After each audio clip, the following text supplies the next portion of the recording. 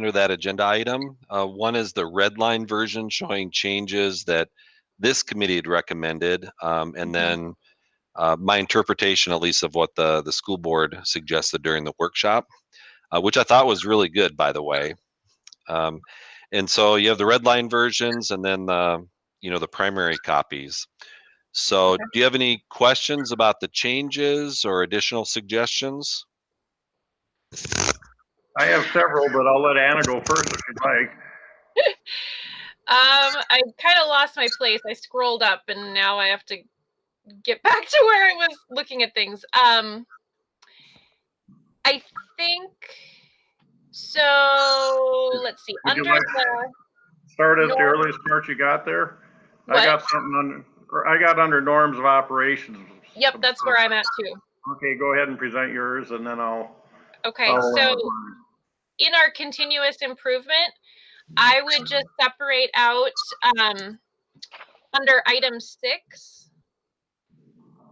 I would do the phase 3 and 4, and then like another one for it's recommended. Just the way that it's worded makes it seem like phase 3 and 4 happens every year. Do you know what I mean? So I think that could get cleaned up a little bit, and maybe making it 2 separate items would help kind of clarify that a little. Yeah, definitely. Yeah, I'm surprised I didn't do that after the workshop session. And the only other thing I have under this norms of operation would be, and I don't know if this is necessary, but with the world's best workforce, maybe to say what that is, because I mean, like now I know what it is, but I think if anyone from the public is looking at this, like that's such a obscure name. Like it doesn't say what it is, so maybe a little clarification there would kind of help. But yep. I mean, this is mostly an internal document, but people will see it. So yeah, and if we can get every suggestion, to make it better, I think we just continually do this. Yeah. And my thinking is that we'll do it on an annual basis, at least an annual basis, and there'll be something that will come up that we had never anticipated before, and suddenly, oh yeah, that makes a lot more sense. So yeah, no problem on both of those. What do you have, Arlen? All right. We didn't discuss this before, but under collaborative decision making. Yep. Let me get back there. Item 1, make decisions with equity as the primary priority. I don't know as I agree that should be our primary priority. I certainly want to have that involved in our decisions, but we're not here just for equity. We want to. What if I said as a critical priority or important priority or as a priority? Can we make some type of statement that we will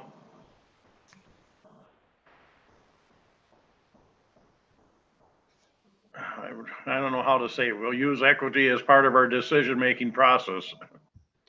I think I like the suggestion of a priority.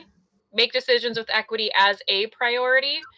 So it may not be always the number 1, but it's always in that top consideration. Yeah, I'd be good with that. And then it's also listed as number 1. So I think that, also sends a message as well. Mm-hmm. So I can change that. I go along with it. I hate to even bring it up because people think that I'm not involved. I don't believe in equity, but there are times when following the law is more important than what we might think equity is. I don't know. Or for example, I'm just thinking where or how. And that was my only things in norms of operation until my next item would come under Article 3, superintendent evaluation. Okay. You got any more in here? Not really. Some of the aspects of this weekend's special meetings that didn't happen. made me think, and I don't know if it's right to put it in this collaborative decision making, but it has also kind of come up in the nature of having distance meetings, is something about encouraging or acknowledging participation of all board members. And I mean, it might not be right to put it in yet, but I just feel like maybe there's something about, like when, especially in the virtual format, that it's easy for some people to kind of get skipped over if, especially if it's a controversial subject or something that, like everybody has their chance to weigh in, that all board members' voices are valued. I mean, maybe that's just a simple statement to put in there, which I guess we kind of have in the, the quality interaction, but that, each of us has an equal voice, right? We're all equally elected. We may have different hierarchy in who's president or chair or, treasurer, secretary, but all of our voices are equal. Could you repeat that one statement? All board member voices are valued. Is that what you said? Or okay. Yeah. And then each has an equal. All valued and equal. Yeah. Each board member's voice is equal, or is valued and equal. I guess it's a matter of how much we want to put in the document. We're not going to cover every situation and stuff. Right. And we might be an overload and get ourselves boxed in if we put too much stuff. I'm in favor of what you're saying here, but I mean, in the end, we're going to be on overload if we try to cover every situation, every point. Some of it just has to. I just think, especially if, I mean, COVID has shown us that, like, we have to be able to roll with having, like, virtual meetings and stuff like that, to keep that in mind, that, like, we need to do it in a way that is giving everybody equal voice, and equity within the board, really, not just, to the community. So that was just one other thought I had. Otherwise, I am done with that section, with Article 2. Sounds good. So are we looking at any changes there? Are you going to talk about it or think about it some, Carson? And yeah, let me think about it, and I may review the other items too to see if there are one or two that could be combined or should be combined, and then I can add something like that as well.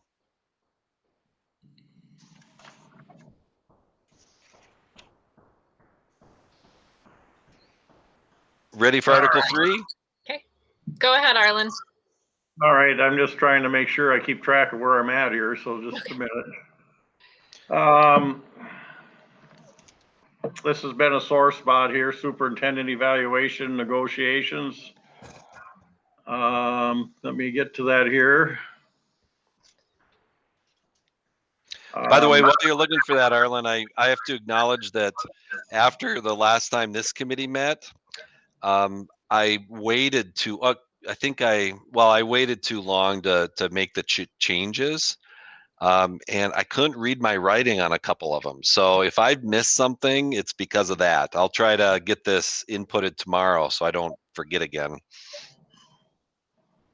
Okay. Anyway, it's under Article 3, Superintendent Evaluation Negotiations and Summary of Processes. I just personally don't believe in the November, December timeline the way it's spelled out here. And under the summary of processes, I would be happy to see the second paragraph deleted and out of the table, delete the November, December out of there and let each board decide what they want to do after evaluations. We survived before without it in a policy or administrative policy. Yeah. I think that second paragraph I would like to see stay in, just because I think that's reminding board members. I mean, maybe take the November, December part out if that is something that is a sticking point, but the rest of that kind of gives that context of why we're doing that evaluation at that time frame. So I think for new board members coming in, or, just between when we start in January and then when this is happening, at the end of the year, to remember why that schedule is important, I think would be helpful. But I do see what you're saying. I mean, I think I could go either way on the November, December, whether that stays in there. I think, I think the more stuff that's laid out, the less argument there is down the road. But I understand your point too, Arlen. So I think, if that's a contentious point, we could leave that out. But I think most of that second paragraph, I think, is good for just giving that context. What if I, and I'm just brainstorming here, but I just read through it. It says a decision about offering a contract will be made in December or November, December. I mean, that's a pretty strong statement.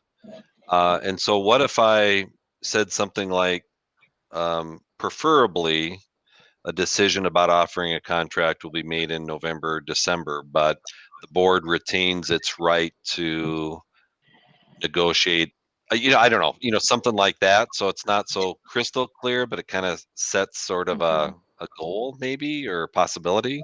Yeah. Maybe even if you just said a decision will be made by January, because then it kind of leaves it a little bit open, or ideally by January. I don't know. Maybe that's not helpful, but Well, how about it leaves it open that you can have that wiggle room. Right. And what I could do before the board considers this, I can come up with another kind of variation of it. Okay. And then, maybe I can run it by, the committee members, or maybe one of you or something like that, just to see if that makes some sense. Mm-hmm. I'm not just sure, but I just think there's at least two other board members that feel the same way I do on this, but I could be wrong on it, just a gut based on what took place last year, maybe other reasons, but there was three of us that were not in favor of doing this prior to the start of the year. So I think it's a dangerous precedence to put this in for future boards to look at and say this is the way it is and box them in, I guess. Yeah, how about if I come up with an alternative, and then I'll just run it by you guys to see what you think. And I'll try to make it crystal clear that every board can decide for itself when they want to do that. I mean, but if we could at least give kind of a tentative plan or possible, I'm not sure. Yeah. Well, and I mean, it, like the gist of that second paragraph is that we need to do this in a timely fashion so that it's fair and productive for both the superintendent, whether they stay or go, and for the district, whether the superintendent is staying or going. And that's a sentiment that I've heard repeated, and we take, 10 minutes, like at 5 different meetings to talk about that. Like, if we could just sum that up, that then, new board members wouldn't necessarily have to rehash that. They could, read through it and understand the context of why. Not that it has to stay that way necessarily, but just to give that background. Because I think that's a hard thing as a new board member, is understanding that background and what the history is and why things are set up the way that they are. So I think the more we can clarify that, I think just the more helpful it is. Yeah, I think I can give it a good shot. And then another thing that I haven't had time to include, but Pam had brought up discussion about succession planning for superintendent. There's a school named New Ulm, which is by Mankato, that has this big plan, and then they present it every year. And so maybe that document has some language. I haven't looked at it yet, but logically, I think that would be somehow included in this particular document. So if you don't mind, I'll look at changing that second paragraph. I'll delete that November, December column, and then I'll look at that succession planning possibility. I'm going to make a suggested wording here on that underlying paragraph here. Pursuant to MS, blah, blah, blah, blah. The school board may negotiate a subsequent contract with the superintendent during the last year of her contract following the fall evaluation.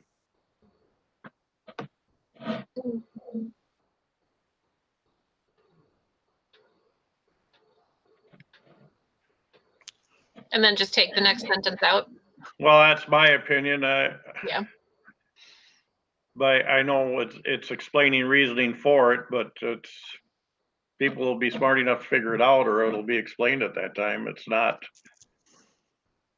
I like that last sentence though, the timing gives the superintendent, but I think if we just take out that sentence of a decision will be made in November, December, if we take that second sentence out and use your suggestion, Arlen, I think it retains the context without being quite so specific. Right.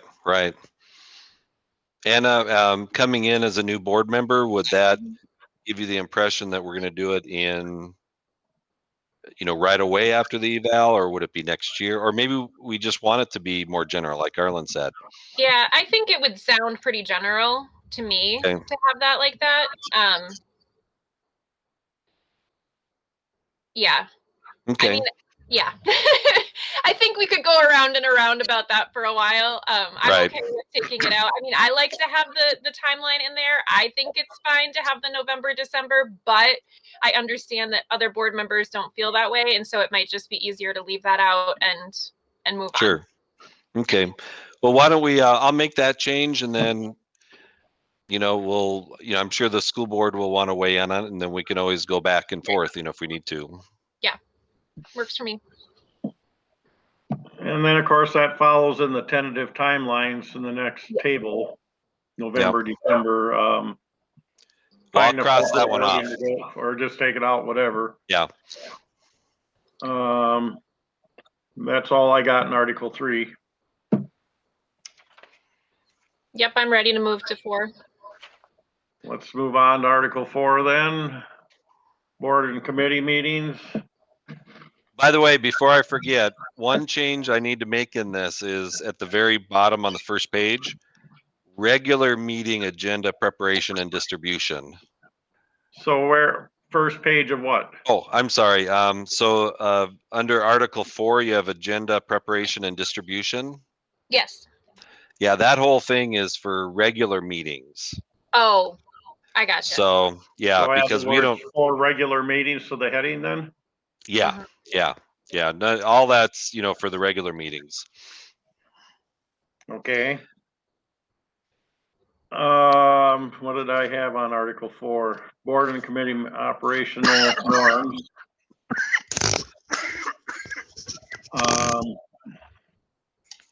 Item 4, in the parentheses on line 4, including minutes of past meetings. I'm wondering if it should be minutes or notes. Oh yeah. Yep.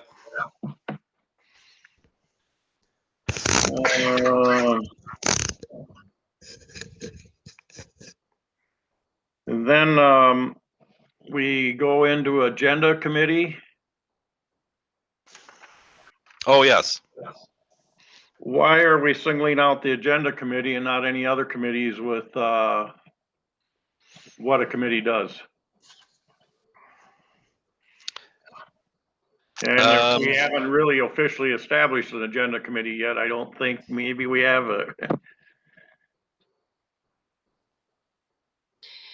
Yeah, so I see your point, Arlen. I think this is good to have in here, but yeah, I mean, realistically, we should have a thing like this for all of the committees. I think that actually would be really helpful as a new board member to know when I'm jumping on to the policy and legislative committee, what does that mean? What's our job really going to be? Because I get a sense from the name, I can read a description, but having, the specifics called out like that would be good, I think. Would be helpful. Yeah, I think, and we do have a document, it's the committee listing, right? Which, provides a purpose. Mm-hmm. And certainly if we have an agenda committee, we could move, this into that document. or I'm not sure if, did you receive a copy of that committee list with the purpose and number of? Yes. Okay. The number of, yeah, when the meetings are, like just the general overview of it. Yeah. Well, if both of you are okay with me moving that section and putting it in that other document, I'm fine with that. Okay. Yeah, that's. What do both of you like the notes that are being sent? Are they helpful, or is it just filling up your email trash? It's too early to tell for me. Okay. At this point, it has raised more questions than given answers. Sure. Where, just one little sentence in there, I'm like, what does that mean? What was that about? Like, is that going to come up at a meeting? But, then it's not on the agenda. So I'm like, oh, interesting. I'm confused. But I mean, nothing that is a major issue, but that's just, I wasn't overly concerned about the agenda committee anyway. Okay. So I'm probably not the person to ask about that.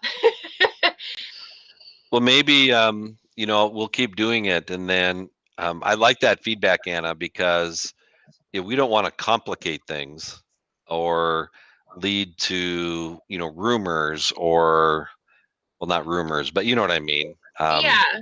Yeah. Well, and especially when something is vague, like, there was a reference to social media, like, who's social media? Like, like, so then it does kind of make me think, like, did something happen? Did I miss something? Like, oh yeah, that's actually a really good example.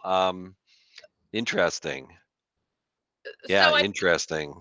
Yeah, some things like that maybe don't need to be in there. I mean, or maybe they don't, if it isn't something that is actually going to be discussed at a meeting or needs to be discussed at a meeting, maybe it doesn't happen during the agenda committee. Maybe that's a better, like, one-on-one conversation type of thing. Yeah, I know that that's a tough one because I think some board members may have a different opinion where, they want to kind of know the general topics, even if they aren't going to the meeting. Sure. Yeah. Yeah, I think just that one made me think. And then I think, if somebody else reads that, like, who has even less knowledge of it than I do, like a member of the public, like, right. Are they gonna, read into it or, assume that it means something that it doesn't? Right. Because they don't have as much, background information about it. So that was the only one where that kind of jumped out at me. That. Well, I'm glad you mentioned that. That's really good feedback, actually. I know our very first agenda committee meeting, we talked about, well, first or second, there was potentially a controversial topic. And so, we talked about whether we should even include that. But then I didn't want to be selective because, that could, but yeah, I appreciate that.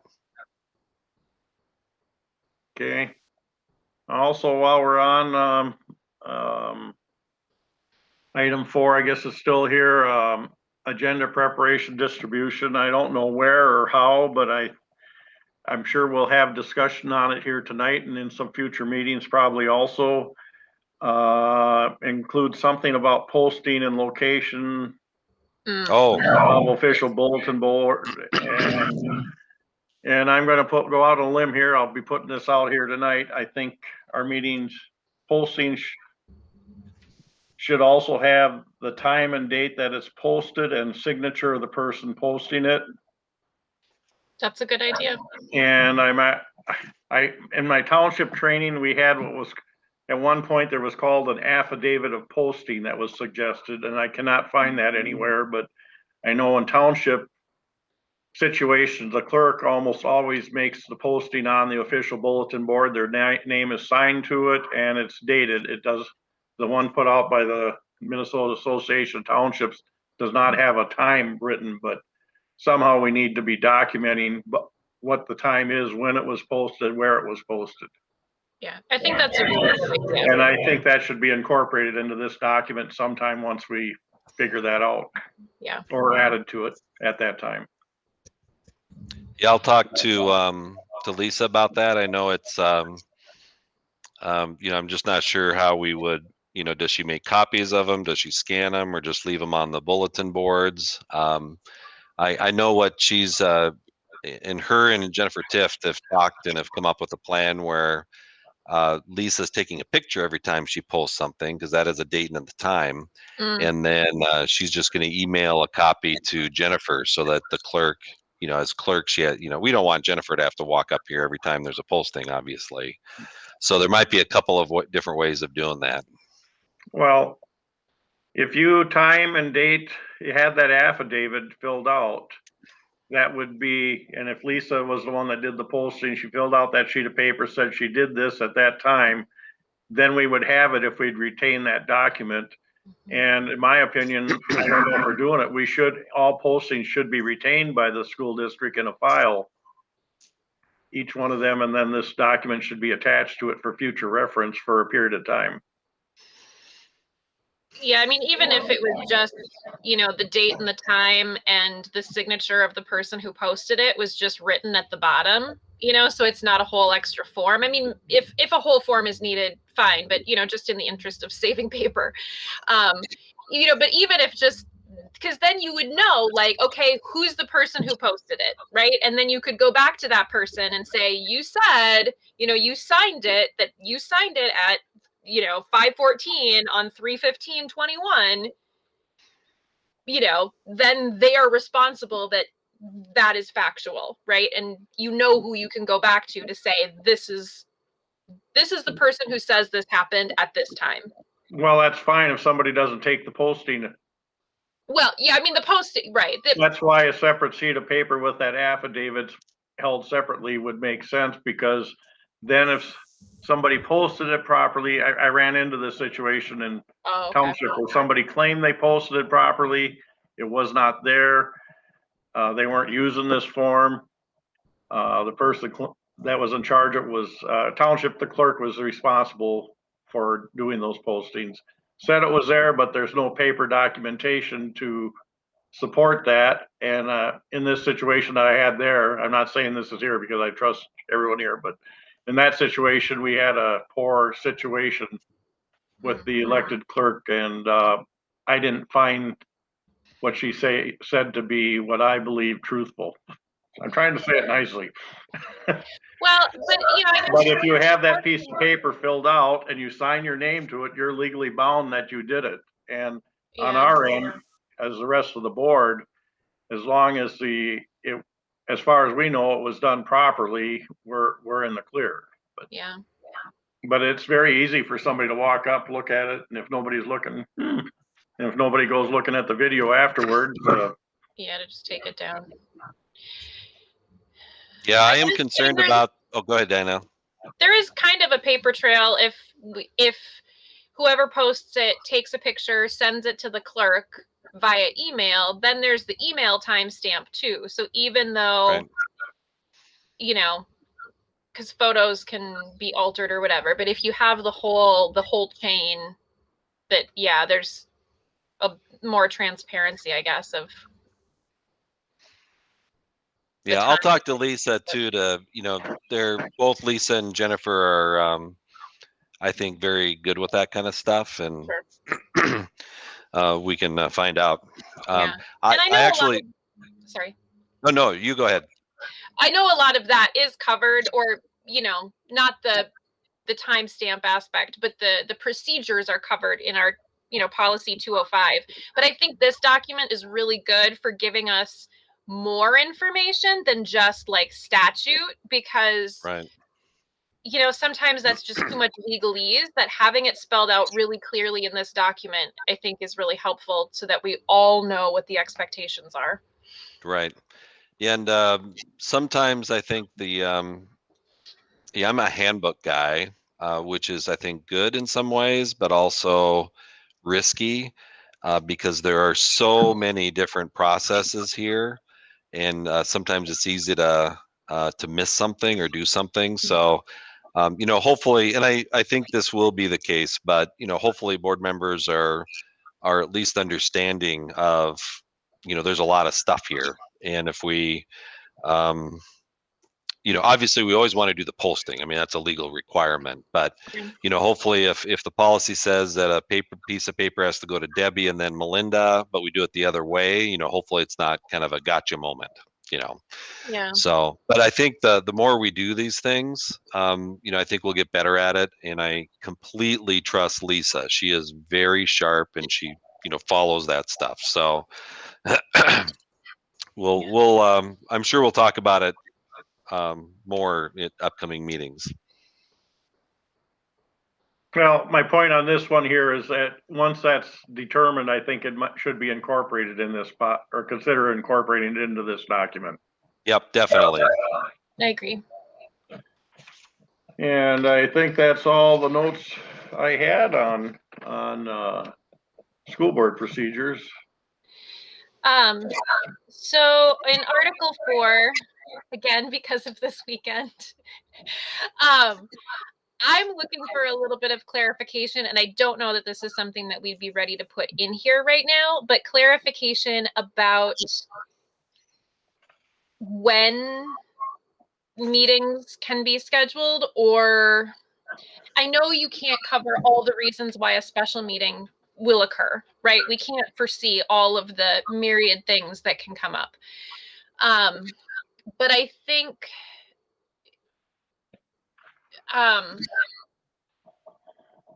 I don't know. I don't even know what my suggestion is, but just that I feel like we need, or it would be helpful to have something because I schedule myself for work things, for outside of the school board at like all sorts of times and days. But I kind of have had this sense that like, okay, board meetings are Mondays and special meetings are usually like Thursdays because that's kind of our 3-day window. So I have in my head, like, don't plan anything in ink on Thursdays, but I assumed that 2:00 on a Sunday was going to be okay. You know what I mean? Or 8 a.m. on a Monday. So I usually have a pretty flexible schedule. It wasn't flexible this weekend, and I couldn't help that. But I think looking at being equitable with trying to get board members from diverse backgrounds and with, diverse work obligations outside of the board, having some sort of parameters that they can have a sense that like, as it stands right now, if you had a second shift job, you could not be a school board member. You couldn't do it. But if I have a first shift job where I work from 7 to 3, can I reasonably expect that I will be able to maintain my full-time job and be a school board member? You know what I mean? And I don't like the idea of developing policy based on a specific incident. So I'm not trying to do that, but I'm just trying to kind of, for myself, to help myself know, like, okay, these are the windows that I kind of need to leave open for school board things, Right. Yeah. And kind of in addition to that, or kind of combined with that, is we don't want meetings if we don't need to have them. So we already have 2 regular meetings and a workshop. We certainly don't want special meeting after special meeting. It's going to drive us all nuts. Right. So, yeah. To address you, Anna, normally we don't have much for special meetings show up in between meetings. I can think of a couple when we were in a hurry to make a principal decision in the middle of summer. So we had a July 1st deadline on the one end who we wanted to offer to or something, but they're not that common. And I don't know in this situation if this one should have been called or not, but I believe somewhere it's spelled out that a special meeting can be called by the superintendent or the board chair, or I think there's something in there where a group of board members can request a special board meeting. But most special board meetings are set up ahead of time at a regular board meeting. Yeah, and that's what I had seen not that big a thing, I don't think. But yeah, and that's what I had seen from last spring and summer when there were COVID concerns of like, what are we going to do, right? That work didn't get finished at the board meeting on Monday, so we're going to have a meeting on Thursday to talk about this. Right. You know, and that makes sense to me. So that's why I kind of in my head had left Thursdays open on my calendar. Like, don't plan anything real firm there. But so a special meeting might need to happen on a Saturday morning, but I feel like there needs to, or could be some sort of wording in here to help give guidance for that, so that we have a reasonable expectation of when we need to be available and when it's safe, you know, to plan the rest of our lives, because this isn't a full-time job, you know. It isn't? Just kidding. I don't think it's that much. We know generally when a special meeting comes, not everybody is going to be able to find the time, but usually 5 or better can. What took place here with 3 different ones trying in a row and stuff like that is that's unusual. Apparently somebody thought it was important enough that we must have a discussion on this item before Monday night. There'll be differing viewpoints on that one way or another, right. I'm sure. I don't see a real need myself to change, but if you do, you're expressing what you're feeling, Anna, I respect that. And I just don't know how you can do it and determine when that need would be for that special meeting. You know, I'm wondering if we should at least give it some more time, because this weekend was an unusual circumstance. Yeah. And this whole year has been unusual. We've had more special meetings because of COVID and everything. And I certainly don't want to dismiss any concerns, because I'm exhausted today, you know, and I think everyone is. So we want to limit those meetings. And personally, you know, I'd rather not have special meetings on Friday, Saturday, or Sunday, if we could avoid those. But sometimes it just happens. Yeah. And I'm not necessarily talking about this weekend's events, but, you know, I think there needs to be some limit, I guess, to special meetings, because ideally, because all 7 of us have an equal voice, every attempt should be made for all 7 to be present. And if I know that I have meetings on the 1st and 3rd Monday, if I know all the meetings for 2021, I can plan my life around that. I can make sure, and if I can't be at a meeting, if I choose to take a vacation, or, you know, or I have a family thing that happens on one of those days, that's on me. But if I have planned the rest of my life, and then, you know, like, let's say you know that I'm going to vote a certain way on an issue, so then you choose, like, oh, we're going to have a board meeting on a day Anna can't be there. You know, like, that feels like an end run. And I don't think that that's necessarily what happened here, but I think that there needs to be some sort of parameter so that it's protecting the people who, you know, protecting that all of us have an equal voice, and that we should all be able to be present for a meeting. They shouldn't be scheduled at times that, you know, we can't be there.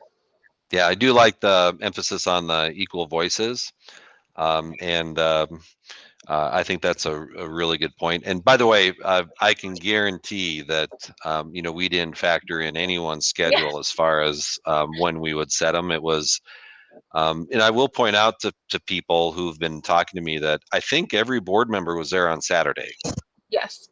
And so, you know, that should tell everyone that board members are committed to putting in the time, even on weekends. You know, and I realized we didn't have a quorum on Sunday or Monday, but, you know, those were kind of added last minute just because, you know, I had no idea who's going to be there. And then there was questions about the quorum and stuff like that. So, or about the posting. So, there are some special meetings, Anna, that are not nearly as important. And this one, I think you want everyone to be at the table. You got to vote, you know, one way or the other, or try to at least try. And then we have some meetings that, for example, we might approve the resolution authorizing something that is super routine. that, the key is just to get 4 people there because it's going to be a 10-minute meeting. And I'm not saying that no one should show up, don't get me wrong, because we need a quorum and, it's the public's business. But, there might be some times when it really doesn't matter. But clearly if we're talking about COVID quarantine, that's a different story, because that's a big deal. Yeah, it's a big deal to some people. Yeah. In the end, it becomes a very big deal for the board. Oh, sure. And I hear what you're saying, Anna, because I was struggling that if I show up at a meeting and we only have 4 board members, we make a decision, it might be a decision that's not really representative of what the entire board feels. I don't know what you feel. You don't know what I feel on the issue. So at this point, but on a controversial issue, I personally would do everything I could to try to make sure that the full board had the opportunity to be involved if it had to be. So I didn't know quite what I was going to do if we were with 4 people. Right. Just because that's my ethics. I understand it totally. Well, we'll keep working on that section. Okay. Yeah, and some of this we may want to, it's 5:30. By the way, was there anything else like in the communication section or anything else in the document?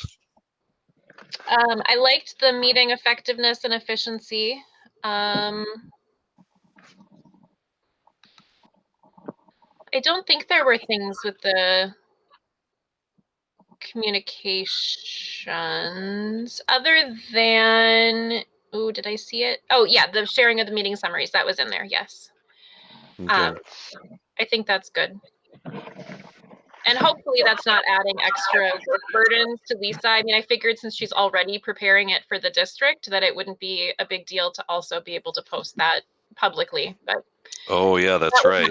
I hate throwing more work. I've, been a staff person of a nonprofit where the board thinks that it's, you make all sorts of suggestions that somebody else is going to have to do.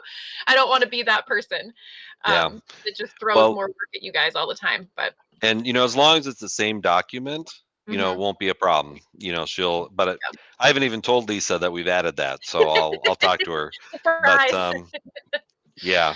And the only concern I have is I don't want people to get burned out with all the stuff that we're throwing out there. But I'd rather over communicate than under communicate. Yeah, even if it's just available on the website, even if it doesn't necessarily get like blasted out in emails, that it's just somewhere people can find it. That and that we can send people back to. If somebody emails us and we want to reply with what happened, we could say, here are the notes. Here's a link. This is what happened at the meeting, Yeah. But otherwise, I think everything else was good. I don't think I had any other notes in here. Okay. You, Arlen? No, I rattled the cages enough here on what I thought. I think I'm sure if I read it again in a week or two, I'll have another idea of something else that doesn't hit me right or that should be added. But that's just the way some of these things go.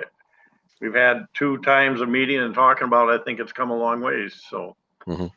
How urgent is this to go to the school board, do you think? I mean, should I add it to the next personnel or the next policy committee meeting to review one more time, or should I take it right to the board, or should we just wait till the summer? What's your feeling? I think it could probably go to the full board, but I wouldn't go any longer than another month. I mean, Arlen, if you think we should look at this again before it goes to the full board, I'd be okay with that, but I wouldn't want to push it out any longer than that.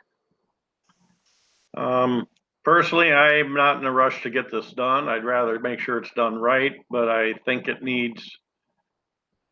We had a workshop dedicated to part of this, I guess. I don't know if we really accomplished much out of that workshop, but I think it requires a full board discussion, but not just something coming from us to the board. It wouldn't hurt to review it one more time as a board, but I think it needs a full school board discussion again on it, which will take some time, the way I envision it. Maybe others don't feel that much about it. This is a whole new thing, putting out school board procedures. Otherwise, it was pretty much just spelled out in odds and ends. I think it was a 1 or 2 page document on the school board, wasn't it, Carson? Something like that. I can't remember for sure. And well, how about what's that, Arlen? And that's worked for years. Yeah. How about if I redraft it, with what we've talked about, and then I'll send it out. And then if at least one of you wants the policy committee to look at it before it goes to the board, then we'll do that. Okay. Does that sound reasonable? Could you send it out with the meeting notes, what this document would look like? Would that make any sense? With what meeting notes? Are we having meeting notes of this committee meeting? Oh, yeah. What am I thinking? Well, I don't know. I thought you were serious. Yeah, no, I can. Yeah, that'd be very easy. Would that make any sense, or wouldn't it? Yeah, because we have plenty of time before the next board meeting, so I could send out the next draft or include the next draft. And then ask for feedback too, or would that make sense at this point? Are we ready for that? I think we would be, and then have us discuss it again in April, and then go to the full board for approval after that. That would maybe get it that the board has a chance, full board has a chance to look at it. Mm-hmm. And I'm not quite sure how they would go about giving input without. I think they'd need to give it to me. Meeting violations come to you. Yeah, come to me, because then and I'll just share it at the policy committee meeting. Then you can present those concerns, ideas or concerns to the next legislative. That sounds great to me, does it? Yep. Yeah, works for me. Maybe that's the way we're on track to get going on this. I can delay a lot of stuff because I'm a step person, take things one step at a time, and I know it's not always what other people would like to do. I get it. I just don't want to kick it too far down the road, because I think it's a helpful document, so the sooner we can have it working and, to have an official copy that I can look back at when I'm fuzzy on what the details are, I think, the sooner the better as far as that. But I don't want to rush it either and, have it not be reflective of what we actually want to happen. Sure.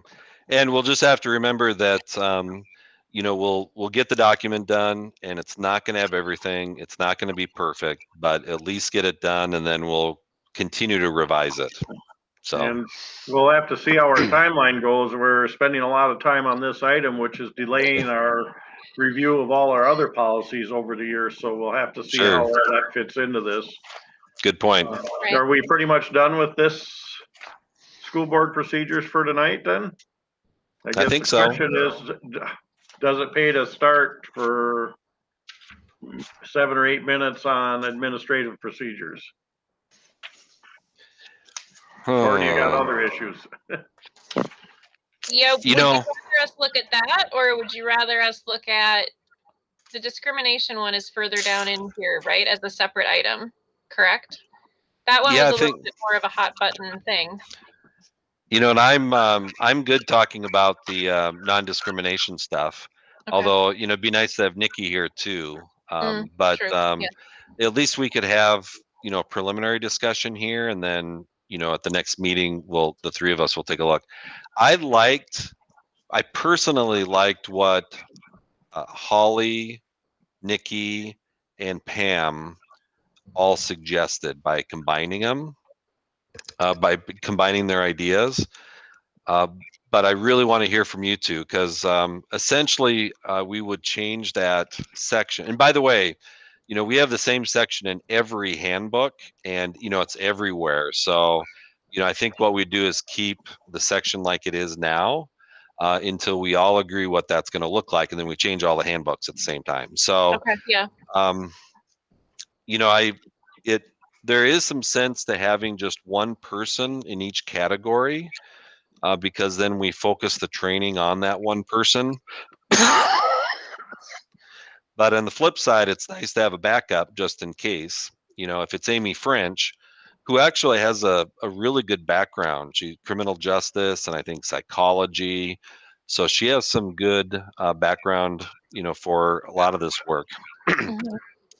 So I'd be fine with just having one person, but then including more report takers.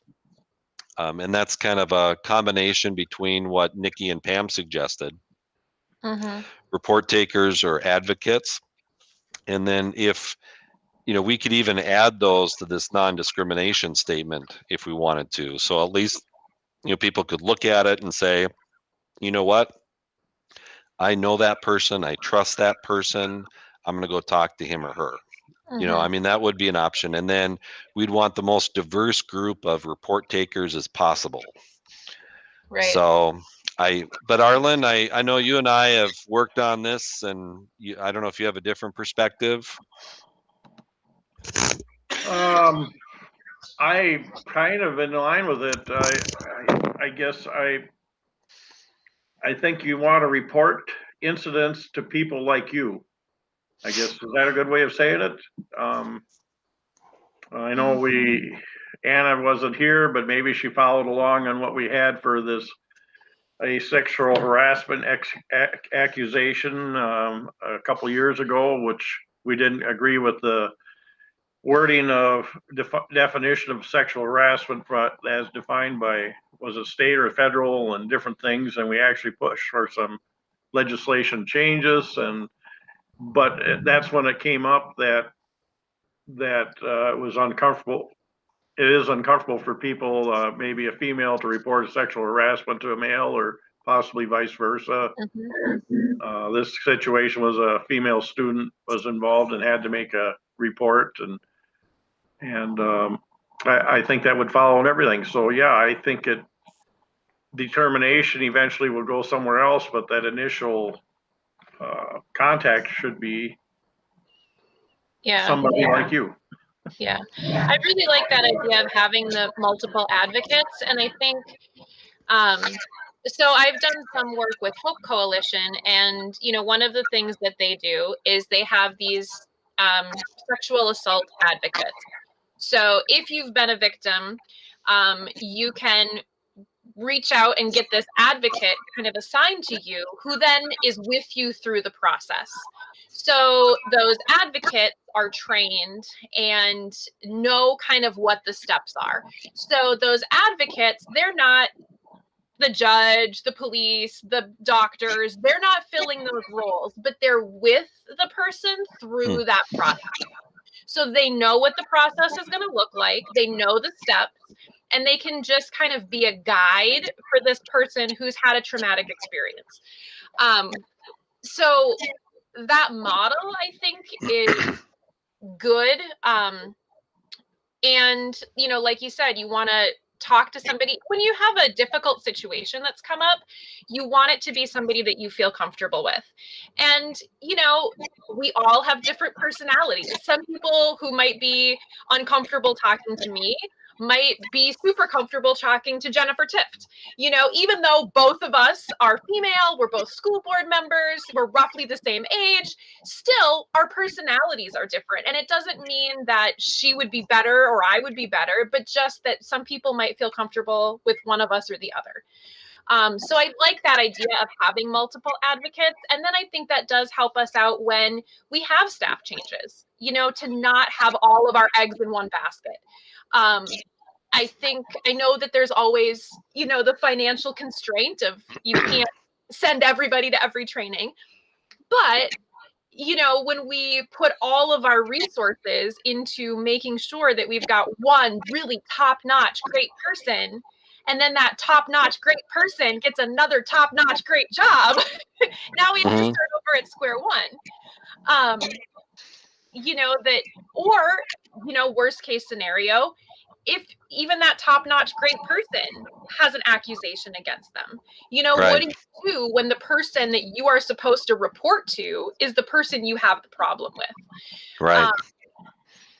And we can't always know that in advance. We can make our best judgment to try to, have the best people in those positions, but it's still possible that we are blindsided by, things that happen or accusations that come about. So yeah, I like having like a point person who's kind of like the the main person in charge, but having a variety of advocates, you know, underneath them is good. And then also to have them in the different school buildings, you know, Right. so if you have a concern, you don't have to try to find time to get to a different school building at a certain time or whatever. You know, you've got people who can work through that. And then sometimes when you know, when something has happened that you feel uncomfortable with, you don't know, like, is this a big deal or not? So just Right. that lower level advocate could kind of help you, you know, feel that out of like, okay, what should your next step be? Like, this is super serious. We need to escalate this like right now. Or let's, you know, maybe there was some misunderstandings. Like, how can we address this? You know, kind of that lowest level necessary, you know, that not everything needs to get escalated all the way to the top every time. But, you know, people who are educated and trained to kind of weed through that and triage, you know, what's the most important and what's the next step that needs to happen. Say, Anna, where you mentioned that you followed a process. Where was that at Hope Coalition? Yeah. So they have advocates. Yeah, I mean, it's specifically for sexual assault, but I think the process is, you know, applicable in general. Yeah, or at least adaptable. Yeah. Yeah, you know, I like that idea a lot. Do you know who the director is now? Chris Bowles is still the director, but Sarah Kern is the is it assistant director or associate director? KERN? Yes. Okay. Yeah, that's a good idea. Arlen, if you're okay, I'll reach out to the Hope Coalition and just ask for an example of that. And you know, I think we should take our time and make sure that this gets done really well. But we want to have a revised process with training done early in the summer, because then we can send out the handbooks and post everything. So I'm wondering, I'm totally in favor of this. I'm also wondering if we could reach out to some other school districts to see how they do this that are larger than us, because it seems to me that if you're a larger district, maybe like Rochester or something, it'd be very difficult to only have one person to report to. They must have, maybe they don't, I don't know, but I don't want to reinvent the wheel if it's already out there for school districts, if we just need to adapt it a little bit.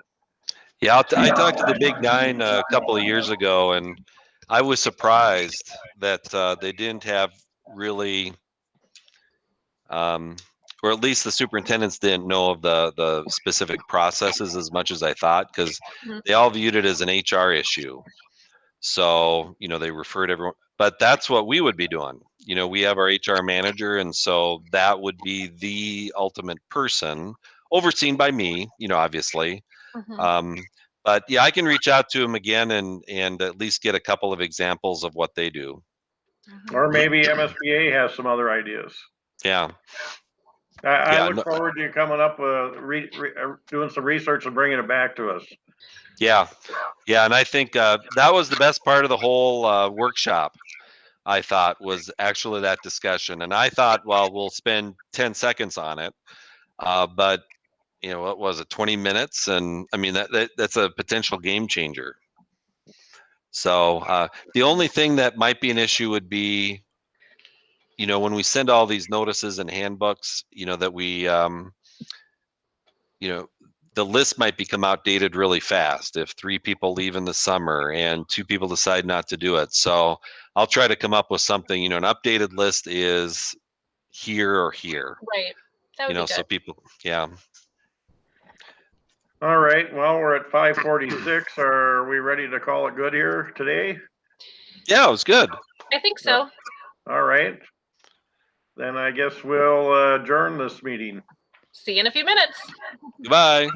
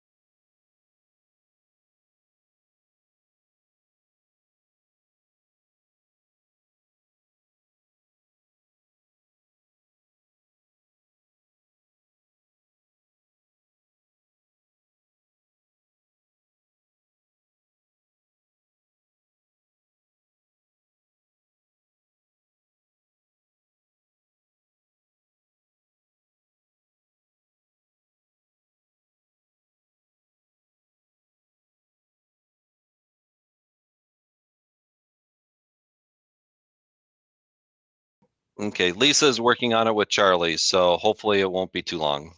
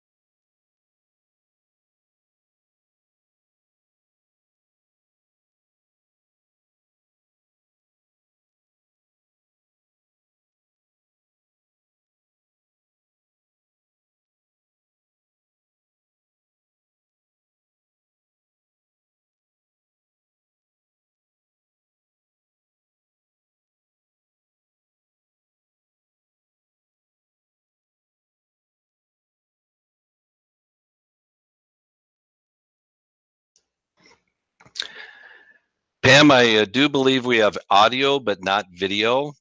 So it's hard to say if or when we'll get the video component going for the live streaming.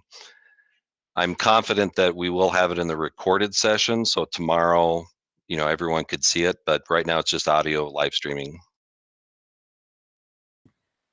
All right, I believe that we should proceed since people will still be able to follow along audioly, and if they would like to see anything visually, that will be available starting tomorrow on our school website, correct? Yes, that's the plan. All right, are all board members back? I just wanted to ask a quick clarifying question. Can Lisa present the agenda? Because I can't get the connection. Board book keeps kicking out for me, so I can't read the agenda as we're going along. So could we present it as we go, please? Are you saying like a list of the agenda topics or the background info for each topic? Yeah, just kind of to keep the flow, because when you reference it, I can't, every time I pull it up, it keeps bouncing out. And I don't know if it's board book with my connection or if it's what it is, but I can't keep a steady look on it. I don't have access either, so it'd be great on my end too. Yep. So you're thinking about the one-page meeting agenda? Yeah, I suppose to start, and then if there's information that we need that you're referencing or somebody's referencing, we can pull it up, but just kind of keep the flow of the meeting going, just to have the agenda kind of available. Perfect. I'll go talk to her. She's uploading one document, and then I'm sure she'll be able to start that. Okay, great. Yeah, because I can't follow along this way. Nikki and Holly, I just took a picture of it and also sent that to you via text. So let me know if you get that and if that's helpful or not. Madam Chair, Yes, sir. I don't know if they checked their email. I know I got an email from Lisa with the agenda and all the documents by email today. So we can try that as well. Yeah, I don't know if I have to look and see if it was sent to all board members. I know I try to get a PDF version by mail because I usually can't access it through board book, but I did get it today, but, well, maybe I didn't. I guess I did the email one. I'm having trouble with all of Google. So I'm lucky I'm on this call right now. I had trouble logging in today as well. We'll do the best we can. Yeah, hopefully, can you see the agenda now on your screen? Yeah, can you make it just a smidge bigger? Sure. My old eyes aren't working like they did.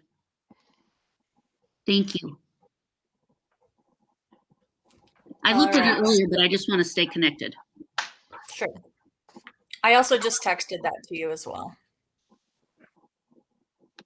All right, so are all board members back? I'll go through the roll call again just so that we all know, and we'll kind of start over since we're having so many technical difficulties. This is the Monday, March 15th, 2021 regular school board meeting at 6 p.m. I will take roll call. Mr. Bryant. Here. Ms. Buck. Here. I thought we already did this. We did. Mr. Derricks. Here. Ms. Ostendorf. Here. Ms. Tower. Here. Ms. Tift. Here. And Chair is here. So all 7 school board members are present this evening. You see on your screen that the agenda is posted there. Does anybody have anything that they would like to pull or change?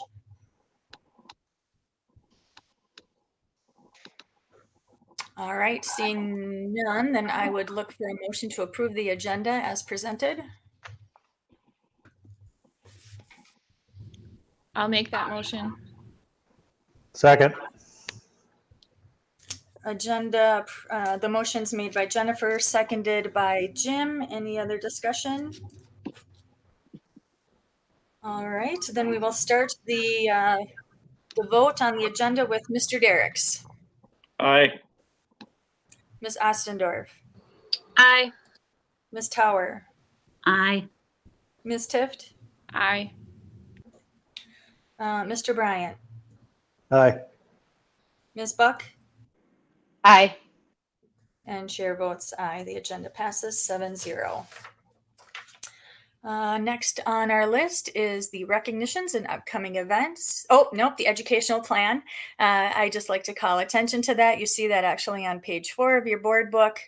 Those are our goals and objectives, strategic directions of our district. And I know that we're working on some revisions to that document, which we will look forward to hopefully soon. Recognitions and upcoming events. Does anybody have anything they'd like to share this evening?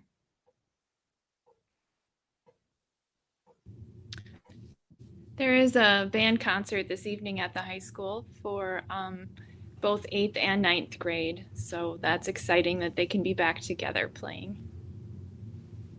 Fabulous. And looking forward Rocket. to, Go ahead. Madam Chair, looking forward to the kids a number of them getting back in school on Monday with the other remaining grades getting in full time on the 5th. So it's exciting times, and I think it's something the kids are looking forward to that are coming back in person. Mm-hmm. I think next Monday is going to feel like the first day of school all over again. And Brecken, you put your name in the queue. Yeah, pretty much just seconding that. There is so much buzz around the school. Kids are so excited that it's happening. I'm personally super excited, but besides the point, we currently have Spring Musical is underway. I believe they had auditions virtually, but I'm not entirely sure. But I know that it is being worked on now. Although the rumors haven't been floating around what they're doing so far. And then currently we have recognition weeks for each one of the grades. Last week it was 7th and 8th graders where their pods got decorated and like they're able to play games and kind of bond as a grade a little bit more. This week it is freshmen and sophomores, I believe, and then next week it'll be juniors and seniors. And that is being put on by SOAR, so huge shout out to SOAR for doing that. And then prom is currently, the prom committee is currently meeting, and there is tons of buzz around that. SOAR is helping with that as well, kind of figuring out the logistics. So it's kind of starting to feel like things are kind of picking up, maybe getting into like a little bit of a normal last bit of a school year. So there's honestly a lot of buzz around the school right now, and people are getting super excited about that. Other than that, that's kind of all I have. Thank you. That's a great update. I think we're all a little bit relieved to hear that things are getting a little bit back to normal. And those are really great things that we can look forward to with the musical and recognition week and prom. I think the date for prom was set for May 22nd. Is that right, Brecken? Yeah, I believe so, yes. And the plans are to have an outdoor prom with seniors and their date. So yes. I'm sure they are looking forward to that. So yeah, great. Thank you. Yeah, no problem. Any other recognitions or upcoming events? All right, seeing none, the next item up on our agenda is public comment. I have received one public comment, and she has asked me to read it on her behalf. It is from Shelley Struess on 2451 Hay Creek Trail. Dear school board members, I have a daughter in the Red Wing school system. I've been listening to the school board meetings for a year now. I was saddened to see that school board members did not attend the special meetings that were called over the last few days. I thought the board members' first objective was for the children. By not attending, the meeting had to be canceled and a discussion and/or decision could not follow. Additionally, the board members should be setting an example to students to be respectful, to be a good listener, and to fulfill a duty to attend scheduled meetings, just as students should attend school. I believe the public needs a full explanation of what has happened over the last week. We will be waiting for that explanation tonight. Once again, the students are the ones who are suffering. Sincerely, Shelley Struess. Pam, do you mind if I just give a real brief response? First of all, I want to apologize for a couple of things, especially during the discussion before the meeting was supposed to start on Saturday. First, my technology connections were terrible, and I thought everything was set up. I was on a Wi-Fi, thinking that no problem, I can see video and audio and everything would be fine. Clearly, it was a struggle for me with the technology, and I'm really sorry about that. And it was rough, and I didn't realize how bad it was until I reviewed the meeting for the first time just a few hours ago, and the feedback, coming in and out, not hearing people, and so anyway, I'll make sure that I'm sitting here in the office whenever I possibly can, because things go a lot better. And then also I want to apologize for being argumentative during that discussion as well.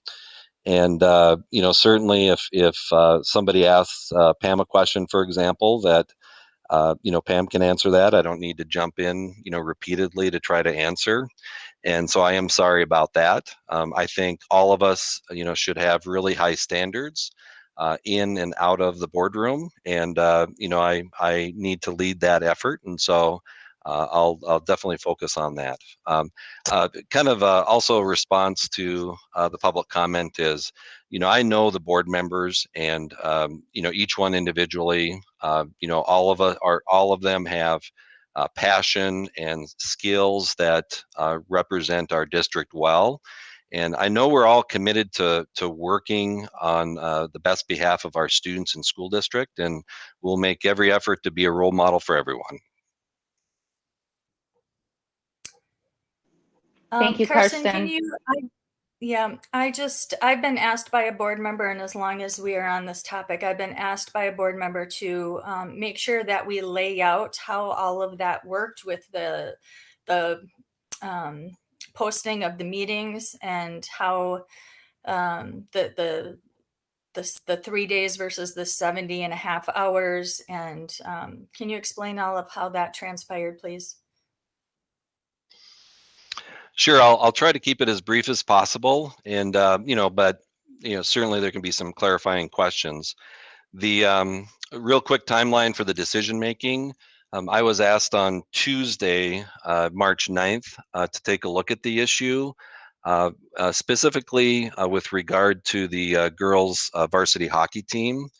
Many of them were on quarantine for a full 14 days, which means that they would miss the first game of the playoffs. And I realized that, a game is a game, but this is a really important thing for those girls. And so really I was just asked just to review it, not to make a change, not to make a decision, not to do anything different, but at least to review it. And that's why I looked at, two different focus points. First of all, I contacted the COVID team and Paul Hartman to see if the kids really should be in quarantine. And after looking at the information and learning some, how many people, were on the ice with the girls at a certain time with physical contact, I think it was clear that they should be on quarantine. And so then the next issue that came up had to do with, how long should the quarantine be? And so I did quite a bit of research starting on Tuesday afternoon and into Wednesday, and in the end concluded that the only way that I would consider changing a decision as far as the length of the quarantine would be to present something at the board level. I did not feel comfortable just making a decision myself. And I'll explain more about that in the return to school plan in terms of timing. And so that happened on Wednesday, which resulted in the need for a special meeting on Saturday because you have to give a 3-day notice. And then after it became likely that we would not have a quorum for there were questions raised about the appropriate noticing of that meeting on Saturday. And so then we set up another special meeting for Sunday. And as soon as we realized that, we aren't going to have a quorum, that's when I set up the meeting for Saturday. So it was quick succession of planning those special meetings because of, changing dynamics and wanting to make sure that we could have a chance to at least consider a possible change in quarantine. I will say that I am solely the one who wanted to or suggested the special meetings. So, Pam has a couple of daughters on the team, and Pam asked me to review it, but she did not ask me to have special meetings to consider a change in policy. I just thought, if we could do something, for those kids, if it's a simple change in policy and we could still do it safely, then I thought we should make every effort to do that. However, I will say that, the action would be true for all students, not just one particular team. So, but that's why, we had a quick succession of a need for special meetings on Saturday, Sunday, and Monday. And so we got them posted as soon as we can. Good. Holly, you have your hand raised? Karsten answered my question. I was gonna just ask him who asked him to review that, and he stated that it was you, Pam. So I got the answer. Thank you. Yep, actually I sent a letter on Monday morning to Karsten, Shonda, and Paul. And then when Jim, Karsten, and I met on Tuesday, the three of us had a discussion about it. And then Jim and I left, and I had no further discussion with the superintendent after that, purposefully, because I realized that it could be misconstrued as a conflict of interest. I would have asked, the only thing I asked for was that we as a board readdress this issue. Because any team, any kiddo out there, any student that we have, when we talked about this back in February, I was fully on board with keeping 14-day quarantine. I was fully on board because I know it's a daunting task to keep track of who's doing 10, who's doing 14. But as a parent living that policy, 4 days matters to kids. And when their sport or their activity or the things that kids really love to do, baseball, it's their lifeline. And I felt that as a board, we needed to come together and at least just talk about it and figure it out, because I know many girls whose hockey game is their lifeline.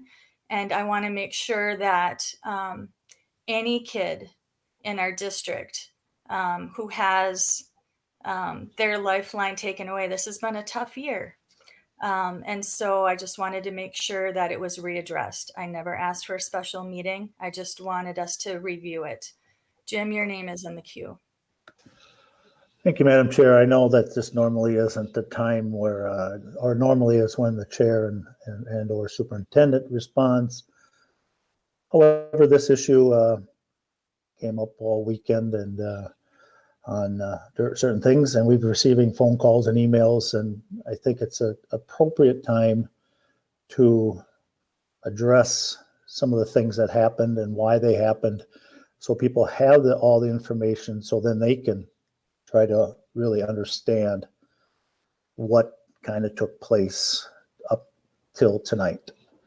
So I'm going to recap, if I may, Madam Chair. To my knowledge, the Red Wing girls hockey team played against a hockey team from Mayo on Tuesday, March 2nd. On Thursday, March 4th, Red Wing School District received word that a girl, or someone, I should say, on the hockey team at Mayo tested positive for COVID. Thus, our girls were notified and subsequently went into quarantine. I first learned of all of this with Pam and the superintendent on our weekly agenda meetings at 8:30 on Tuesday, March 9th. We discussed the issue about it because, as the chair stated, she had sent a letter on Monday to the superintendent.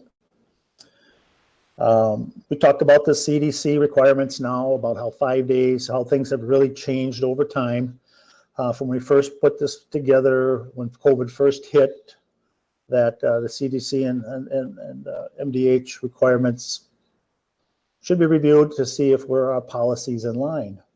And thus, I was told that at that meeting that the male team was back on the ice, even though they had a positive test, and our girls were not. That was news to Superintendent Anderson, who said he'd get right on it. I expected that something would happen that day as to whether he would address it or how we can address that, so our girls can get tested, could be treated fairly, and be according to the practices of the CDC and Minnesota Department of Health. Thus, some special meeting notices were sent out on, I think it was Thursday. Republican Eagle sent notice to us that they did not feel that we had met the legal posting for a special meeting that was set up for Saturday, meaning that we may be violating the open meeting law. I take the open meeting law very seriously, as every elected person should. It was on Saturday morning, it was found that we weren't sure when the posting on the legal posting spot at the school was actually done. The posting online is less than 72 hours.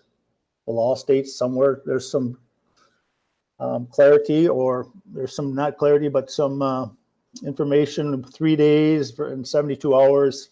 It's for clarification.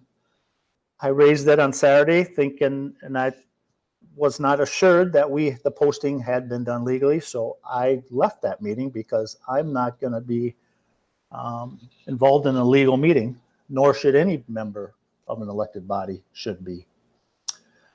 I then sent an email over the weekend to find out if things have changed. I could not get certainty that we weren't in violation of the open meeting law for Sunday's meeting. So many people didn't attend because that was called. Monday morning meeting was called. Late last night, I received word from the superintendent that the attorney stated that he felt, or the attorney, I don't know if it's he, felt that we were within the right of set 3 days or whatever it is for the special meeting. I asked for certainty, 100% certainty, and superintendent said he could not give me that 100% certainty that the postings were by law done correctly. As I stated, violating the open meeting law is serious, and I will not break the law and to hold a meeting to get some things done. Neither should anybody else. We should know for sure when postings are done, and I think in the future that probably will happen. That clearly falls on the superintendent. It pained me, it really did, over the whole weekend. You can ask my wife how much I lost sleep and all this fact that the kids were suffering because of our inability to meet to get this done in what I feel was a legal way, a legal manner to do it. So that brings up questions about, why wasn't something done on March 4th when we received word that a girl, I'm assuming from the hockey team in Mayo, had tested positive and our girls had to go into quarantine. We could have probably addressed this to a degree on Monday the 8th. Then the other thing is, I'll be honest, we had this on the 9th at 8:30 in the morning. At 8:50, we were done discussing it. 9:30, we left. Why wasn't something done that day, posted that day, and we would have had this thing resolved and done on Saturday? So a lot of questions out there, but I want to make sure that people know that this board should and will, as long as I'm on it, respect the legal notice needed for open meetings. I will not break the law or participate in a open meeting that is not legally posted and legally done the way the law reads. So I'm open to people can call me. They emailed me, they text me, but I want to make sure people know that it pained us. It pained, I think, everybody, including me, not to be able to do this correctly on over the weekend. So, and email we got today, the game was canceled for the weather, I believe. So hopefully we will get this addressed tonight to see how we can, one way or the other. So thank you for your time, and I'm open to any questions if anybody has anything. Jim, thank you for explaining that timeline. I think that was really important to lay it out there. Pam, yeah. And Nikki and Anna are first, but I do want to correct some things that Jim mentioned and definitely give a different perspective. But Nikki and Anna are next. All right, so go ahead, Nikki. Carson, why don't you just address Jim's? Because that way no one's going back and forth then. I can wait. Anna, do you think you can wait so Carson can address Jim's? Yes, go ahead. Yeah, just a couple things. First, when we had I think there was exposure on March 4th, and I believe I did send a notice out to board members shortly thereafter about the girls hockey team. So I do want to let you know that board members, were made aware of that. No one asked me to add anything to the upcoming agenda, after that notice was sent out. Another quick thing I want to emphasize. Oh, and then also Pam, Jim, and I met on this past Tuesday, not on March 9th. So it would have been on, oh no, it was March 9th. I'm sorry, Jim. That's the part that I wanted to correct you on, and you're right on the date. But I will note that that was on Tuesday. And, this was not an easy decision. There had to be a lot of backup review work. I met with a COVID response team, Paul, George. People reached out to the Minnesota Department of Health, the Big Nine superintendents, and some other places. We had to review a lot of different documents from the Minnesota Department of Health. At first, we thought that there was one player on the other team that had COVID. And so we were planning to review the game tape to see if really anyone needed to be quarantined. As it turns out, and we found this later, that there were multiple players on the other team, and understandably, they could not release the names or the jersey numbers of those players to us. So we spent, a lot of time, planning to do this review of the tape, if we could even do it. And then we found out that it was just impossible because of there were multiple players. So after we concluded that, then we really started looking at the quarantine guidelines. All this took time, and in the end, it was apparent to me that the only way we could really address this appropriately would be to have a special meeting. So, Pam asked me to review it on Tuesday. The very next day, the meeting was posted for Saturday. So yeah, I think it's hard to fault me or anyone on the team here as far as timeliness for making that review, on that day. The other part has to do with the 3-day notice. And I did send out an email Saturday morning detailing information. It was really long email with a lot of information about policies and procedures and those kinds of things. But I think the message was clear that I didn't see any reason we could not hold the meeting. The question I think that Jim and maybe some others have is, why did we conclude that Sunday or why did some people feel that they were not able to meet on Sunday or Monday? And it really comes down to, what does a 3-day notice mean in the statute? Because that's what the statute says. For a special meeting, we need to give a 3-day notice. Some people interpret that to be 72 hours. Our lawyer concluded that it's not a 72-hour requirement, it's a 3-day notice. So the fact that we were planning to have a meeting on Sunday means that we can post that meeting anytime on Thursday. It didn't have to be before 2 o'clock on Thursday. It can be any time of the day. Now, there are different opinions about that. And the only, Greg Mattson told me that, he was not able to find any case law that defined what 3 days means. But he did find an administrative opinion from the Department of Administration that certainly seems to give indirect authority that any time on Thursday is appropriate. And so The only thing why I cannot guarantee that it would be compliant with state law is that it hasn't been tested in terms of hours, or at least there hasn't been a conclusion based on that. So we have this advisory opinion that I think is very clear, but I don't have case law that specifically addressed it. And so, I cannot promise that we would be 100% compliant, because somebody theoretically could challenge the posting, and then it could go through the court system to determine.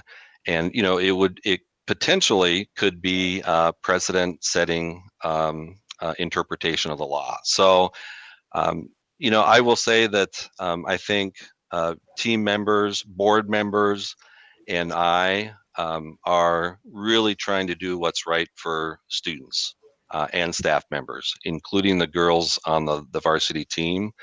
And I know that I and other staff members made every effort to review the information, to talk to the people we need to, so we could have a plan of action going forward. I know it inconvenienced board members. It's really tough and often kind of unfair to expect board members to suddenly give up everything they're doing. And it's further complicated because we're having troubles finding quorums. And so all of a sudden we have 3 scheduled special meetings. But I'll tell you what, I think it was important to do because our institution focuses on students, and we need to make it every effort. And I am confident that we did comply with the open meeting law. But I also understand the fact that board members may have questions or concerns, and so I respect the fact that they may not want to attend, if they're not quite sure. But I'm confident in the work that we've done. Madam Chair, this is Yes, Jim. Thank you. First off, I don't appreciate the person one of the 7 people that supervised somebody to tell me he wants to correct me in a meeting. There's different ways of handling that. And secondly, I stand by my statement that I read aloud this evening. Thank you, Madam Chair. Yeah. Before I call on Nikki, Arlen, you had a point of order. Do we need to move something here? I guess I'm just questioning why we're having this discussion here, because our policy says on public comment period, only the chair and the superintendent will address it at that time. I'm okay with this discussion. I think it's worthy of merit to have it. I have my own comments I want to make. I thought it might be an agenda item on here on the board for tonight. I didn't see it there. I assume we might discuss this later when we get to discussion about back to school plan or wherever it is, or I was going to bring it up at the end of the meeting to discuss this meeting stuff. But if you want to continue on, I'm okay. I just want to know what you want to do on it. Let me know. Yeah, thank you. Glad that you brought it up. I think it was really important to lay out the timeline of how to address that public comment, because I think it's important to lay out that timeline. But we can move to the return to school, which is agenda item number 4, where this discussion can continue to take place. And so if you're agreeable to that, as long as the discussion is on the table and we are now on the return to school, this is very appropriate to continue the conversation under that agenda item. So Nikki, you're in the queue, and then Anna. I was very disappointed. I'm very disappointed in how some of the parents and staff think they can talk to us, belittle us, tell us that we're not doing our jobs. First and foremost, as a child, I've been taught you never ever speak about someone's experience unless you've lived it or you've been in it yourself. I've had problems with the school district, history after history after history after history. So what am I going to do about it now? I'm going to join the school board and change that. I'm going to find out what's going on. And I'm going to work with my fellow board members, because we each have a beautiful piece in this puzzle that we bring to this. And let us do our jobs. I don't appreciate being told how to do my job, when to do my job, and I don't appreciate being belittled either. I don't do that to anybody else, so therefore I expect a lot more respect than what we as board members have been getting. That's first and foremost. Second, you know, I'm going to actually bite my tongue until I hear more from everybody else about what's going on, because I just wanted to speak on that piece about how the emails, the calls, the Facebook, you know, it's just, that's disrespectful. And if you want problem solved, come tell me with your compassionate heart. Come tell me your story. Don't belittle me or my colleagues. That's all I have to say for right now. Anna. Thank you. I would like to see us at some point have a conversation about special meetings and the scheduling of them. I think when meetings are scheduled with disregard for board member availability, all of us weighed in with whether or not we were available for Saturday, Sunday, and Monday. And many of us, obviously, because there weren't enough of us there to have a quorum, weighed in and said that we were not going to be available to be there. I take my responsibility as a board member very seriously, but I also, and we get paid, but we get paid $3,200. That's not enough to live on. I have 2 other jobs. And so, you know, it's not fair to expect that things can be dropped and rescheduled. Sometimes they can be. But I think, you know, to the public who doesn't see how we have replied with our availability, it looks like I just didn't care enough to show up to a meeting. And that is the furthest from the truth. And, you know, if we want to have diverse perspectives represented on our board, we need to make sure that we're not excluding members based on whether or not they have a flexible work schedule and whether or not they work weekends or first shift or, you know, all of the other obligations that we have. I think I can speak for all of us that we take this very seriously. We are all passionate about our students in Red Wing and making our schools the best that they can be.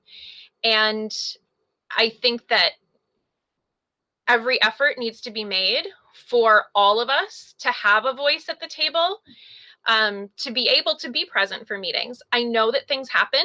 People, you know, have illnesses or, you know, family emergencies and things come up. But as much as we can possibly make our business happen during our regularly scheduled meetings that all of us can plan for, the more equitable our board will be and the more all 7 of our voices will be represented.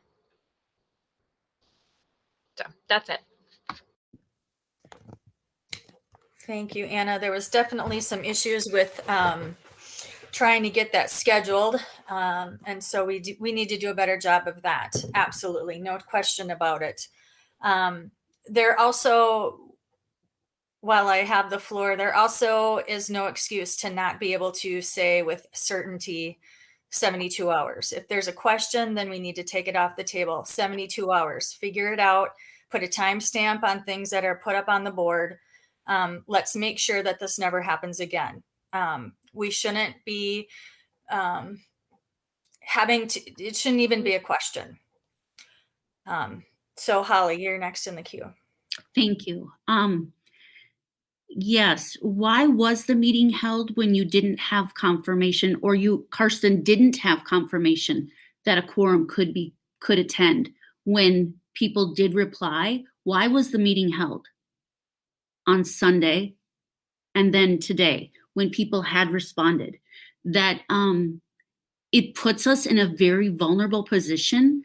I think we're up to about 8 emails from people right now chastising us, demeaning us. One was threatening to me, and I did call the police. So when we did respond, why did the meeting get held and assume that we should drop whatever our commitment was and show up so that we looked like we didn't respond? What was the decision behind that? Yeah, I'd have to look through the emails as far as people responding. I don't think we had heard from everyone. I'd have to double check that. So I just don't know how to respond because I don't have the information in front of me. That's disappointing because that's why we're in this position of getting threatening emails, bullying emails, demeaning emails from community members. And you're on many of them, but you're not on all of them, Karsten. Yeah, and I don't know the nature of any email that was threatening. I'm wondering if there was a separate one that was sent out, or Not maybe the I point. misread it. I'm just not sure. The point is, why was the meeting held when we had communicated?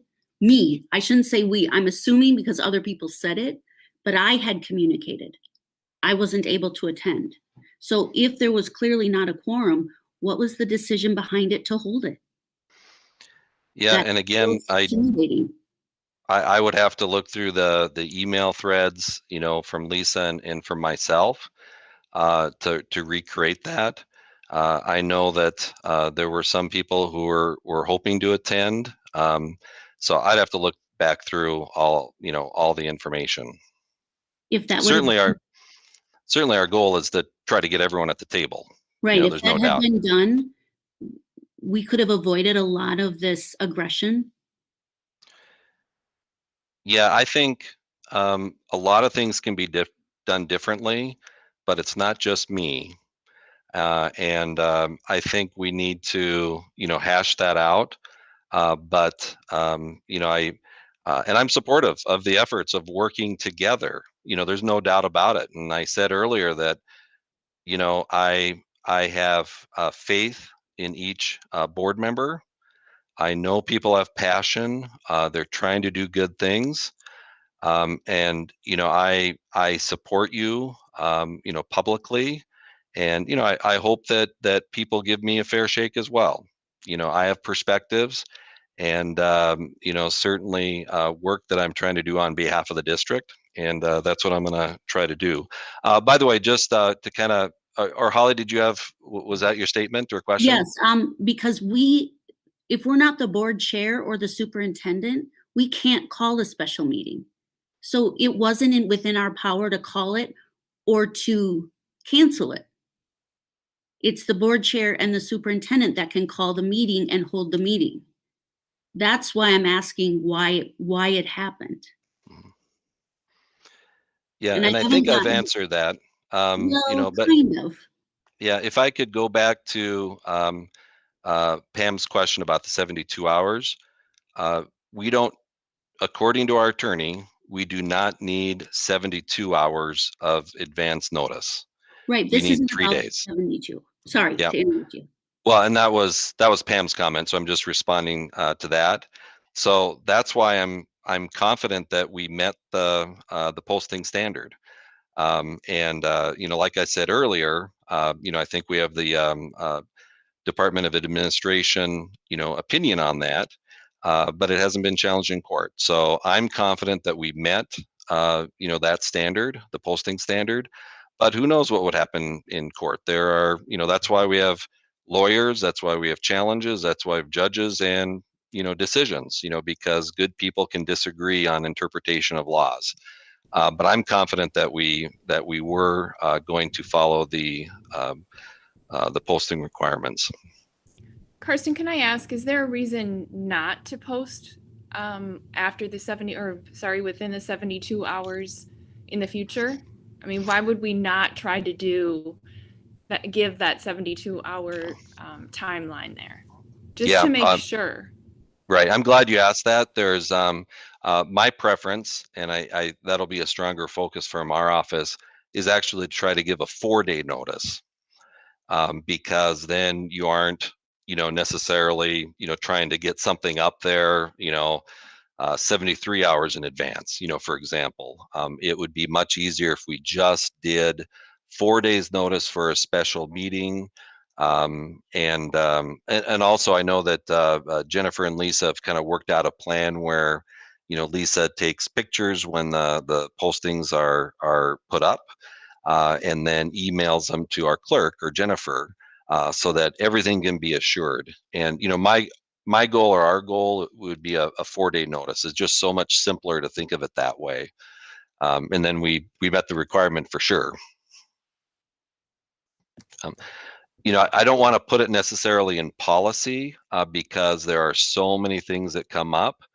But I'm confident that we can do a 4-day notice, nearly all of the time, unless there are just really some extenuating circumstances. I think that's best practice. I think that is a great goal to have so that we don't get in this quagmire again. And can you talk, Karsten, about, there was some question about where the postings, the official postings are placed. I think a board member had a question about, she didn't see it, she didn't know where it was, or maybe it was there. And I just want to make sure that we all know where the postings are and what to look for. Yeah, and the state law requires the posting to be on the principal bulletin board of the district or at the door of the typical meeting place. Well, we often meet in different buildings, in different rooms, sometimes at the city. So it makes sense to make sure that the official posting is in the district office bulletin board. Now, I know that when COVID started, there was a legitimate concern raised that, well, all the buildings are closed, because we literally all had to leave. No one could be in the building. And so it would be impossible for someone to see the posting on the district office bulletin board. And so at that time we agreed, and I don't recall if it was an official motion or not, doesn't matter, because we all agreed to it, including me, that we would post on the section by the door 36 doors. So those are the doors that go into Sanju Gym, into the district office area, if you know where that is. And so when you're looking at the door area on the far left, it's a window just on the left side of those doors. That's where Lisa posts the meeting notices. So we have it in 2 places, the principal bulletin board and then also that one area. And so really anyone can see the ones on the outside. Now the only concern is that sometimes those papers fly off, they fall down. And so, what I think we'll probably do is put up some sort of piece of paper saying that the principal notice is in the district office. We're also posting here, and the notices can be, on the school website. But, because we always post the agendas online. So we end up posting 3 places: the principal bulletin board in the district office, right by door 36 on that window, and then also, of course, online. Thank you for that explanation, because I think we all really need to work together and hold each other accountable to making sure that the notices are posted in a timely manner, that they're posted where we say they're going to be posted, and also to help each other out, because we're also all very busy and stressful people. And if we don't see the posting on there, I know you were looking for it, Holly, and it maybe would have been helpful to just get a call saying I'm here at the door and I don't see it. Where is it?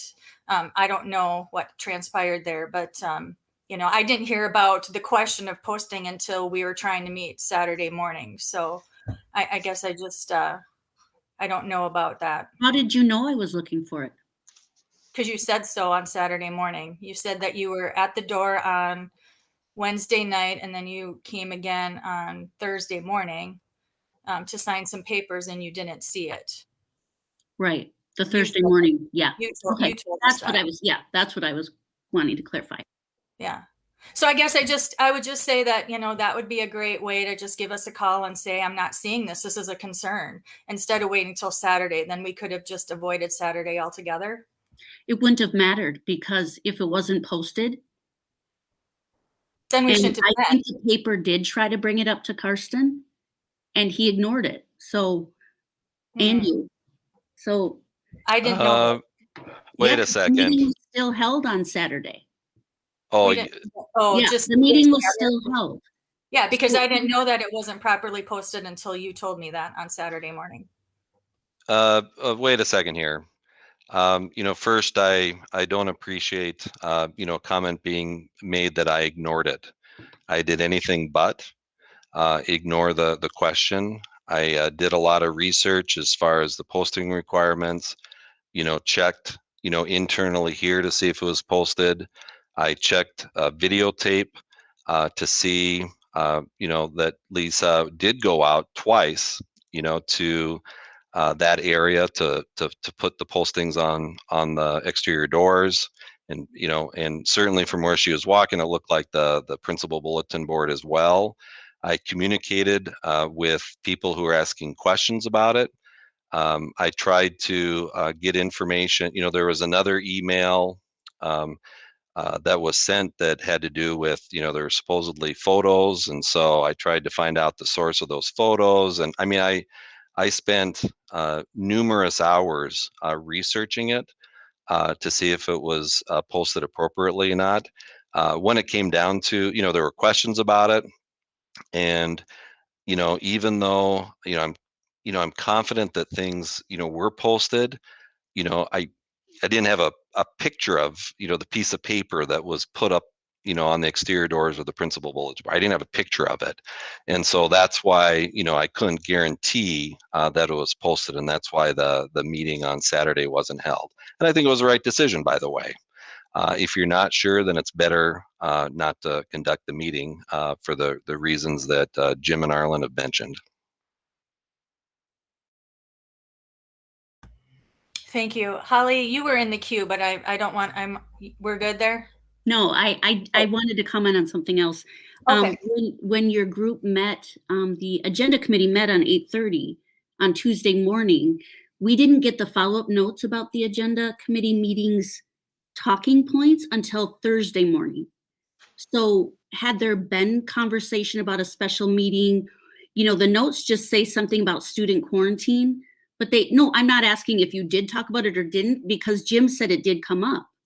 So if it came up, I would have appreciated in the notes from the agenda committee that did come up, and the topic of, what should we do about this situation, because it's a topic of concern.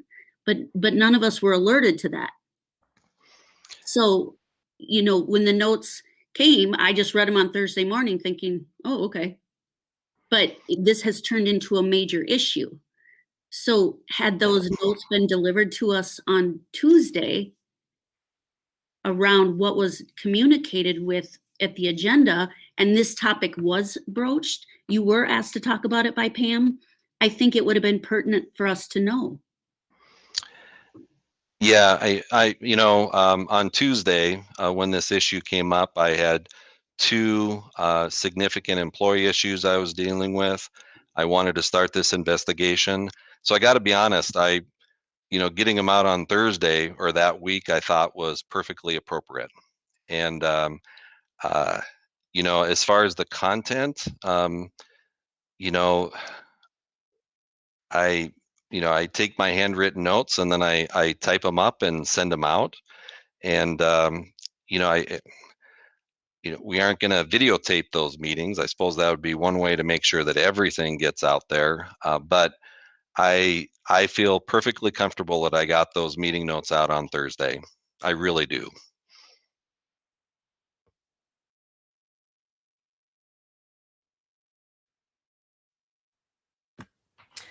Nikki. My question's for Karsten. So I'm just going to go back to the that comment that you made about not 3 days, but you would actually like to see 4. And I agree with 4. 4 is more work. It's an extra day to be able to rework a schedule. And you said that you feel confident that we can, all get on board with that and move forward, that you didn't need to move it into policy. But what if something like this comes up again and we change dates for a particular group? That doesn't really seem fair to me, especially when I've gone through the system and all the generations behind me have gone through it and had favoritism played for certain groups in this school district. So I want to know, why can't we put that into policy then? So that can't be changed to be bendable for particular people in this town. Yeah, I do. We could certainly put something in policy, but my suggestion would be we could certainly say 4 days, but then have some sort of backup, if that's just not possible, that we would at least follow, state statute of the 3-day notice. But, I looked through or Lisa compiled a list of the, special meetings that we've held, I think since November of 2018, and only 4 times have we not provided a 72-hour notice. And I know we're only required to give a 3-day notice, but the other ones, which are about 15 special meetings, had longer than that. Sometimes they're 5 days, sometimes they're 6 days. Typically with a special meeting, you have a limited number of topics, and so you can get the posting out sooner rather than later. That's typically how it works.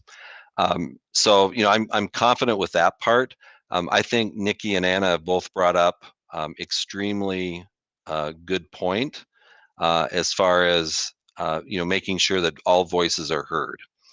And that means trying to find meeting times that will work for everyone or almost everyone. And that's not always possible with a special meeting, but we want to make extra effort to try to make that happen. And I think that's a point well taken, because every single one of the 7 voices is valued, and we need to show it. Thank you, Karsten. Arlen. Yeah, thank you. I guess this is going to continue to be a discussion, so I guess I'm not going to sit back any longer. First, as far as the official posting location for our meetings, all you need to look is at the rear of our board packet under school board meeting agenda items, future topics, and upcoming meetings. I'll read it to you. Until further notice, the official posting locations for board and committee meetings will be the district office bulletin board and exterior door 36 at Red Wing High School. During this time, board members are encouraged to share potential topics on, I'm sorry, the rest is additional stuff. But it's very clear in your board packet tonight, and most of the board packets that we've had this year, it clearly states the official posting locations for board and committee meetings will be the district office bulletin board and exterior door 36 at Red Wing High School. Because the wording "and" is in there, I can't interpret this to anything but that must be posted at both locations. And if it's not, if one is lacking, then it wasn't done properly. Written postings are required by law. I applaud Jim for what he said, that he will not attend a meeting that's not legally posted. I will not participate either. My method is slightly different. I was going to wait for the meeting to come to order and then ask what was done to post the meeting, but I am fully on board with that. That's why I was at the Sunday and Monday meetings when there is maybe questions, but I don't have them until I get them. I come from a township board in my past before I was on the Red Wing School Board. The statute clearly states 3 days. It does not state 72 hours. It was drafted or put in effect back in 1957, and then I think some other wording might have been added later on. But from my township training, and I had a hard time accepting that coming into the school board, 3 days really means 5. They say, hold up your hand. The first day is the day you post the meeting. Second, third, and fourth are the 3 days. The 5th day is the date of the meeting. That is a standard that's been taught by the Minnesota Association Townships to Townships for a long time. School districts have always gone with the 3 days notice. And I can't say one is right or wrong. The townships are saying be conservative, that you meet the requirements, but 3 days is the requirement, and it does not say anything about time, and nobody's challenged it any further. So I'm okay with the 3 day I'm posting the way we're doing it until somebody tells me different. And the other part, as far as board members go, is intentionally violate the open meeting law. We got legal counsel from the school district that says this is correct, and I will respect that if that's what we have for our meetings. However, 6 years ago when I came on the board, I questioned the easily accessible part of our bulletin board for our public notices. I asked that we maybe look at putting them outside where people can view them anytime and build something, and it fell on deaf ears. Nobody wanted to spend the money. I think we need to work very hard to make sure our notices are accessible to the public, and I will push for that again if other notices want to follow on it. I was also looking at townships, how they post, and it's usually dated and signed on the posting, who put the posting up. At one point, I learned about that there's a suggestion at one point to do an affidavit of posting. I think it would be correct for us to have some document that states that who posted the document, when they posted it, where they posted it, and it should be held separately because notices don't always stay attached to a bulletin board if they're just pinned on or if they're where wind can get it. But then you still have proof that it was posted properly if somebody signs that sheet of paper. And so I will be pushing for that as we go forward. As far as some comments about some emails to board members, I found one that I was not very comfortable with that I got. I did respond to it on my own, addressing the fact that I still have a great deal of respect. It more or less pointed towards those that weren't at the meeting on Sunday and Monday, and that I have the utmost respect for my fellow board members. And I feel it's inappropriate for them to make that assumption. People have time commitments and that they were all there Saturday had we had that meeting.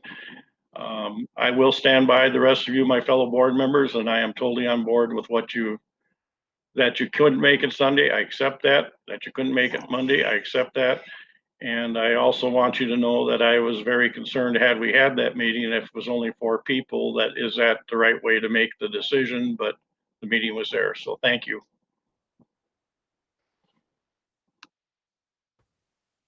Thank you, Arlen. Karsten? Yeah, and just a reminder that we are posting in both places, and we have been since COVID started. So principal bulletin board and door 36. So just like what Arlen described in the board packet, that's what we've been doing. And we are also now taking a picture of that. So we have a timestamp of when it was posted and another visual that I will keep track of. Excellent. Thank you. I think it's really important to have a plan moving forward so this doesn't ever happen again. We've done, I think, our community a huge disservice. And I know, Karsten, you said that you feel like, yeah, we did this, we met the posting. So I think that we've all weighed in. Does anybody have anything else they'd like to talk about in regards to the postings?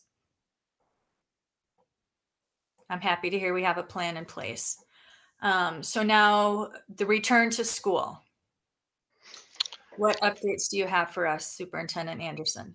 Yeah, and Shonda Jorgensen will join us as well to really talk about quarantine standards. But I'll kick it off. And again, as I said earlier, the reason that this issue surfaced at the time it did was that we had the girls' varsity hockey team that would miss out on the first game of the playoffs, And therefore, if we lost, then, we'd have a lot of people who would have had their season ending, without being able to play that game. So that's what prompted the review when it came up, and prompted, what we're looking for at the special meetings in terms of the timing. But still, there's an issue with whether or not we should stay with the 14-day quarantine. And there's still an issue with the girls hockey team. The game was canceled or was postponed tonight until tomorrow night. By the way, Paul Hartman did not make that decision. I did not make that decision. It was the section girls varsity manager who made that decision. And if I remember Paul correctly, that decision was made for all games in the section because of the snowstorm, throughout southeastern Minnesota. It's not just Winona driving here and Red Wing playing here. It's also officials, and there was an official coming from Faribault and another one coming from Rochester, and I think both of those districts closed. So anyway, I just want to be crystal clear that we weren't playing behind the scenes, to delay by 1 day.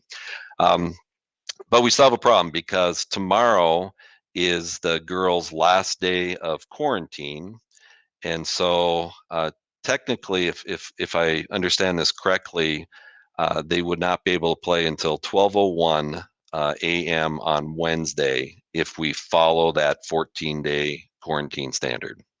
So, I personally think we need to do something to make sure that the girls have a chance to play tomorrow night, not because athletics is more important than everything else, but I really think we need to make sure that our policies and practices are serving our kids.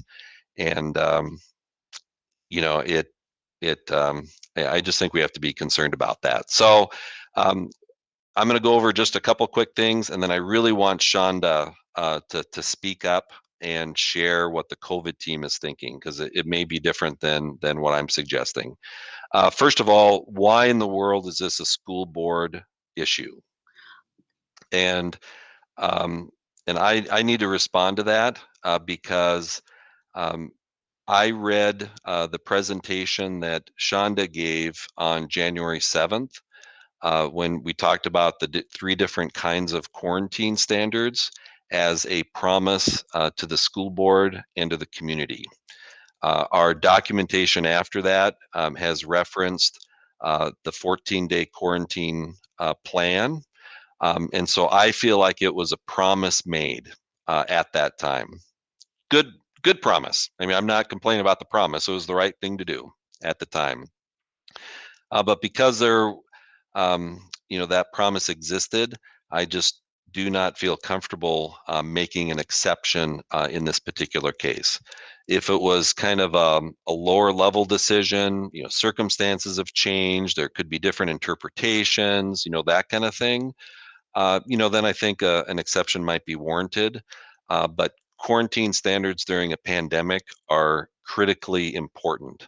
And that's why I felt that we should at least have a discussion at the board level, so that I'm not just making decisions on the side that might appear to be different than the January 7th meeting. So I want to be clear about that. Paul did survey the other Big 9 schools. About half of them have a 14-day standard. The other half have a 7-day standard, so kids could go back after 7 days if they have a negative PCR test. I think we should consider changes because circumstances have changed significantly since the January 7th meeting. Obviously student safety is always going to be our top priority, but we have to address other needs of students who desire to return to school and participate in activities. On Saturday, I was down at the depot for a student presentation, a student art presentation, which is really well done, by the way. So go to the depot and take a look at what our students are creating. And I spoke with one of the student artists there who is so excited about being part of the spring musical. And I'm sitting there thinking, wow, if we have a 10-day policy that would require a test to come back, or a 14-day policy that does not require a test, I think it would be a shame if this student who is so excited, engaged with spring musical, isn't able to do it because of that 4-day difference. And so I think it's even more important. It's not just for girls hockey or for sports, it's for activities, it's for school, as far as considering a change in the standard. I will say though that the COVID response team is concerned about implementing such a change. They want to make sure it's done well, and they want to make sure that we really consider the timing of making that decision. And throughout this process, I've encouraged our presenters to share their thoughts, and they might be different than mine, and that's good. We need to hear different perspectives because this is a big decision. Shonda can mention this herself, but I think the COVID response team's recommendation would be to continue to use the 14-day quarantine standard until April 5th or perhaps April 19th, when the board would review what we're thinking. My recommendation is to allow the 10-day quarantine standard for students if they produce a negative PCR test result taken in days 5 through 10 and follow other Minnesota Department of Health restrictions. And then my suggestion is to allow either me or the COVID response team some flexibility so that we can make adjustments in our planning for the rest of the school year, so that we don't have to go back every time to the school board to discuss this. So again, I don't want it's not a competing thing between the COVID response team and Karsten. So please don't take it like that. I think there are valid concerns that we want to discuss tonight so that we can move together forward and so that we can support each other as decisions are made. Pam, would you be okay if Shonda took the floor? Well, I see Nikki's in the queue and then Holly. Can they both address their questions first? Sure. I would actually like to wait to address mine after hearing what the COVID response team has said. Okay, Holly? I would like to respectfully request, according to policy 210, that you recuse yourself from the vote, Madam Chair, for conflict of interest.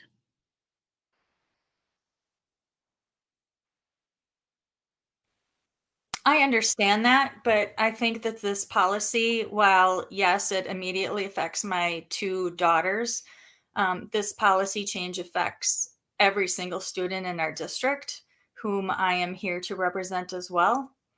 And so I will consider that. But like Karsten said, I think we need to think about, like I said earlier. I'm sorry? Go ahead. Just like I said earlier, and I'll just piggyback on what Karsten said, those 4 days really matter to kids. It's their lifeline. And I don't think I heard Karsten say anything about where that recommendation is coming from, but it's actually in our board packet. This isn't a recommendation that he just pulled out of the air. It is the clarification of sports by the Minnesota Department of Health. And I think Shonda can probably speak more to that. So I'll just let you.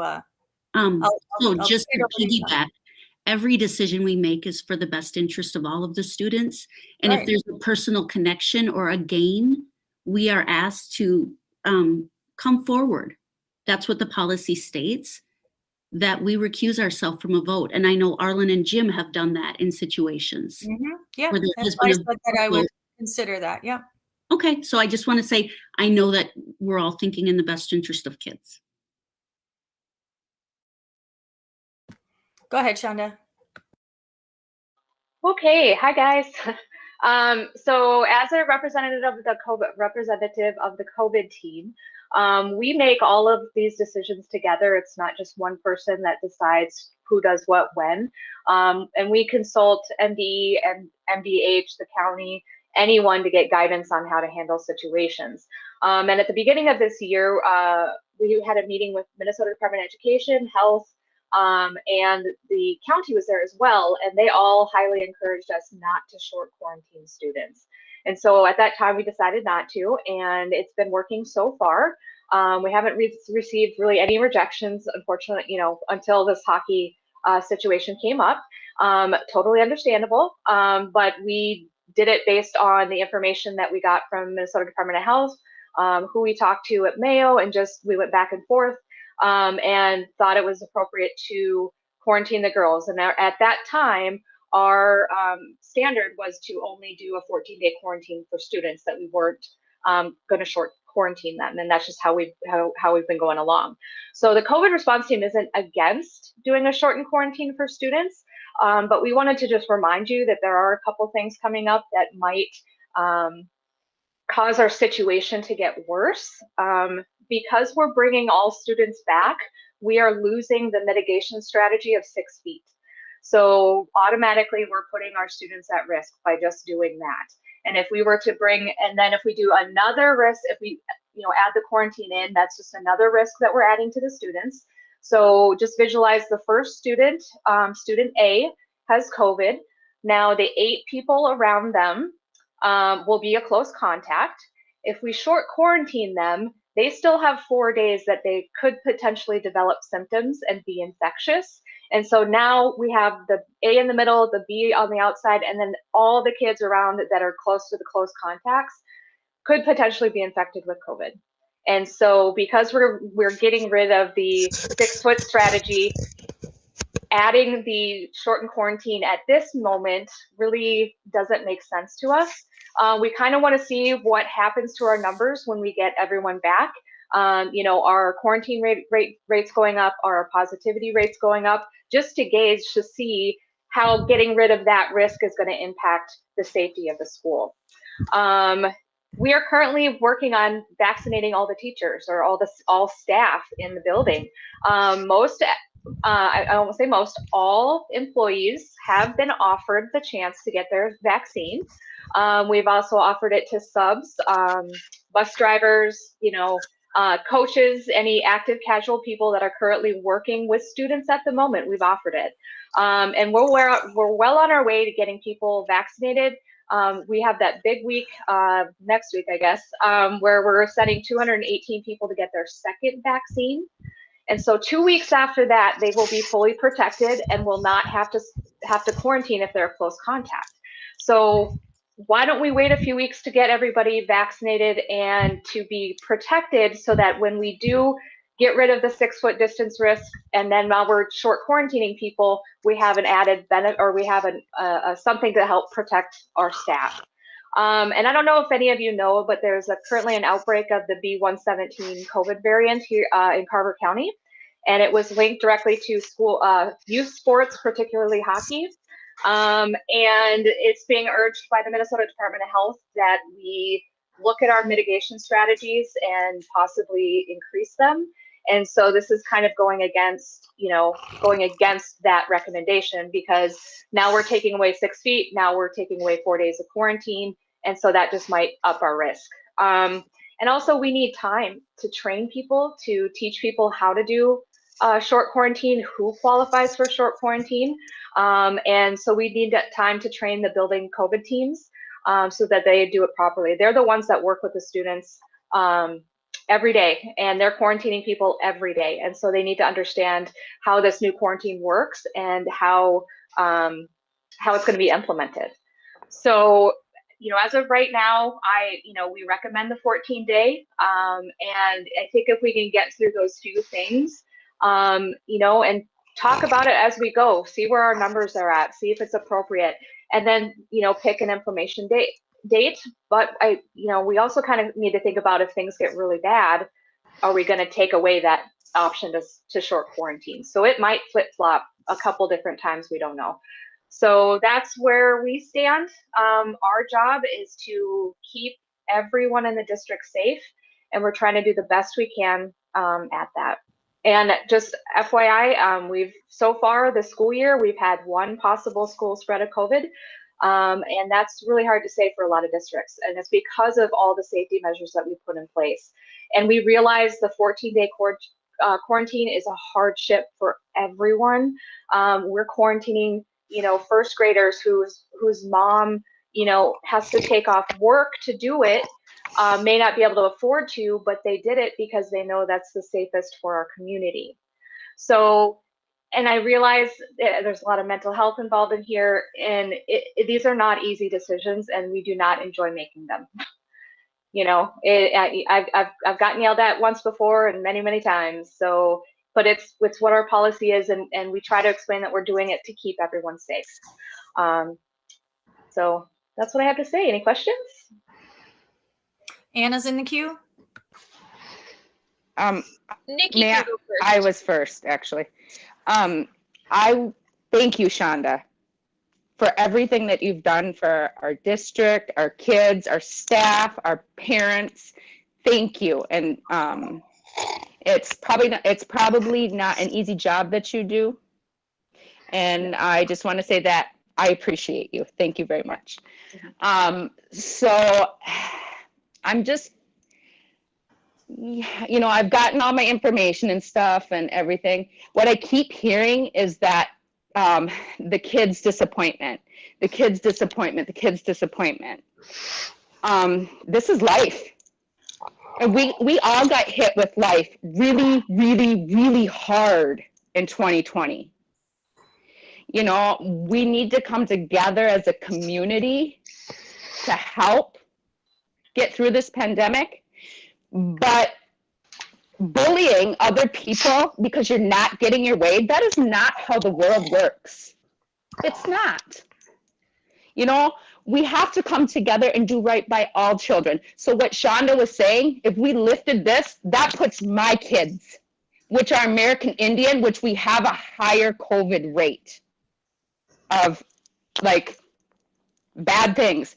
So that puts my kids at risk then. So when you sit there and say, we're doing it for the district. Well, no, you're not. You're doing it because some kids are disappointed that they won't get to play in a hockey tournament.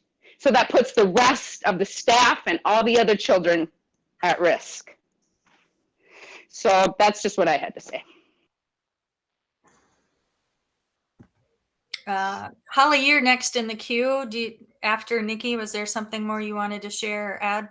Nope, I'm good. Thank you. Anna?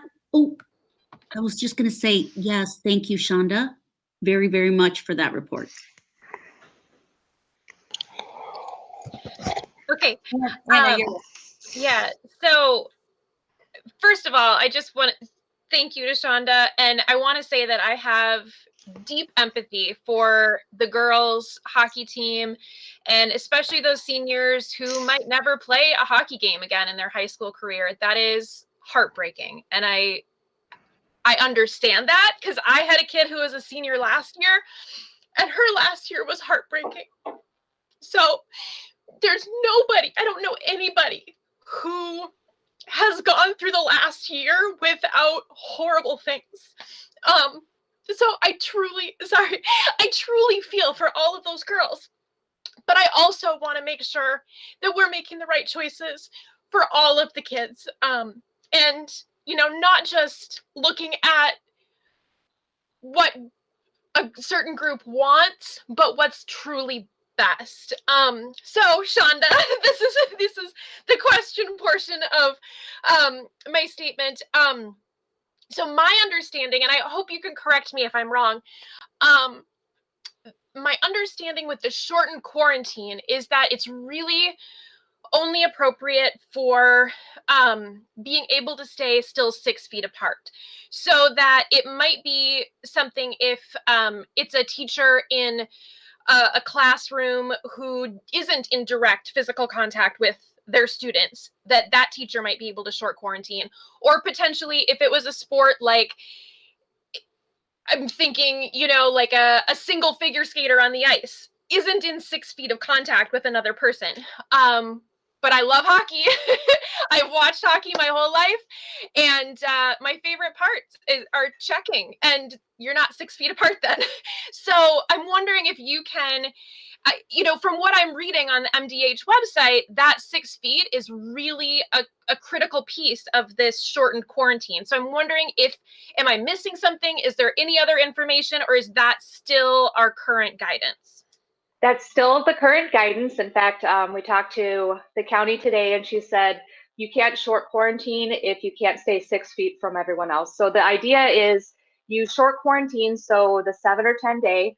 The rest of the time, you need to stay 6 feet away from everyone, wear a mask, wash your hands for the next however many days it takes to get to 14. So if you do like a short 7-day quarantine, you have to be able to stay 6 feet from everyone else. Well, unfortunately, with all the kids coming back in, that's not something we're going to be able to accomplish. It's just going to be impossible. And there was a guidance that came out, and I think this is what Pam's referring to, came out on 2/19, talking about sports quarantine clarifications. It says our general quarantine guidance states that individuals may resume normal activities after stopping quarantine. However, individuals, whether in school or sports activities, who meet the criteria for a shortened quarantine are still recommended to maintain social distancing 6 feet through day 14, even if they are released from quarantine prior to that. For sports activities that involve close contact and for many in-person learning activities as well, maintaining a 6-foot social distancing is challenging. Because schools are able to choose a shortened quarantine and resume normal activities, even if students are unable to maintain social distancing through day 14, sports activities may also be allowed to do this. Now, this is an important sentence. This option carries additional risk of transmission, and it is important that school and sports administrators understand that they are choosing to assume this risk. So in this particular document, they're saying, you should be 6 feet away, but we'll allow you to be closer as long as you're willing to assume the risk. And that goes back to if we short quarantined one of our teams and they were out for 10 days and they went to a game for in those next 4 days and one of those students became positive with COVID, well, now we've just infected another team. And they're going to be out, they're going to be quarantined, whatever their particular policy is. And so it can really easily get out of control. And that's why it was recommended that we don't short quarantine, not specifically that instance, but because there are so many variables in it, we have to have a PCR negative test to get out of quarantine. Rapid tests are not PCR. They take 12 hours. So it has to be verified. There's a lot of pieces that we have to go through to be able to accomplish this correctly. And so even though Minnesota Department of Health is saying you should be 6 feet from people after you short quarantine, they're now saying, we'll allow you to be less than 6 feet, but you need to understand the risk that you're taking. And Shonda, with that 6 feet, is that 6 feet for 15 minutes, like what we've been following the whole time? Well, and that was something that we've always been following that because that's in most of our situations, that's been an appropriate way to figure out who needs to quarantine or not. And then with this situation with the hockey players, it was someone on another team.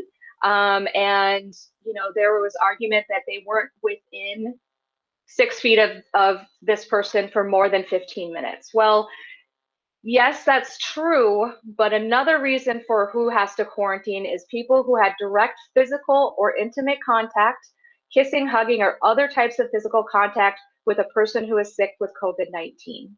So based on that and our discussion with a sports guy with Minnesota Department of Health, he felt our decision was appropriate. So if you think about it, when you're sitting in a classroom, your blood pressure is even, you're not breathing hard. But when you're in a game, you're working, you're sliding, you're hitting people, you're breathing harder.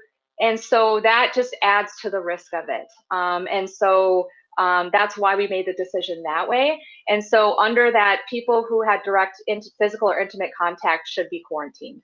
Now we had some parameters to work with, and we worked with them the best we could, but at the end, that's how that whole rolled out. So it's not, it wasn't a split decision, and it's not the first team that we've quarantined for 14 days. There's probably 5 different teams that we've had to work with to see if we have to quarantine them and not. And luckily it's only 2 I was worried last fall came and we almost quarantined football. And I was like, oh no, this is going to go over real well. So, we're able to work through a lot of this. But if we do the 10-day quarantine, now not everyone's going to qualify. If there is a person, if there is a household member that is positive, that you live with someone who has COVID, they cannot short quarantine. They have to do the full 14 days. And it's some of it is if you live with someone, if you work in a high risk area, if you're taking care of someone with COVID. So there's going to be instances where you just can't, you're not qualified. And then if they do short quarantine, they have to follow certain guidelines. So, we could eventually, get to that point. I just think we've got a lot of things that we need to get through first before it's really going to be the safest way to go. And I think I respect all of the work that the COVID team has done. Shonda, I know your job has got to be astronomically impossible to do, which is why I supported the 14-day quarantine. And I know that's hard. It's hard to keep track of 14 days versus 10 days. I totally get that. But I also think our district really we owe it to our kids to do everything we can to stay engaged, to find their lifeline, to be in activities, to come to school if they can. I mean, we've worked so hard to get our kids back to school. 4 days of instruction is huge. And we're not saying willy-nilly, I mean, there are very strict parameters around how kids can come back. If the athlete was wearing a mask at the time of exposure, every single one of our girls was wearing a mask, and some in a bubble with a splash guard. And if they haven't had symptoms during the quarantine period, and they've had a negative COVID test. So I just feel like we need to give some flexibility, and it's not just for the hockey kids. Again, I will say that, what about the kindergartner who loves the last day of school with their teacher, the picnic?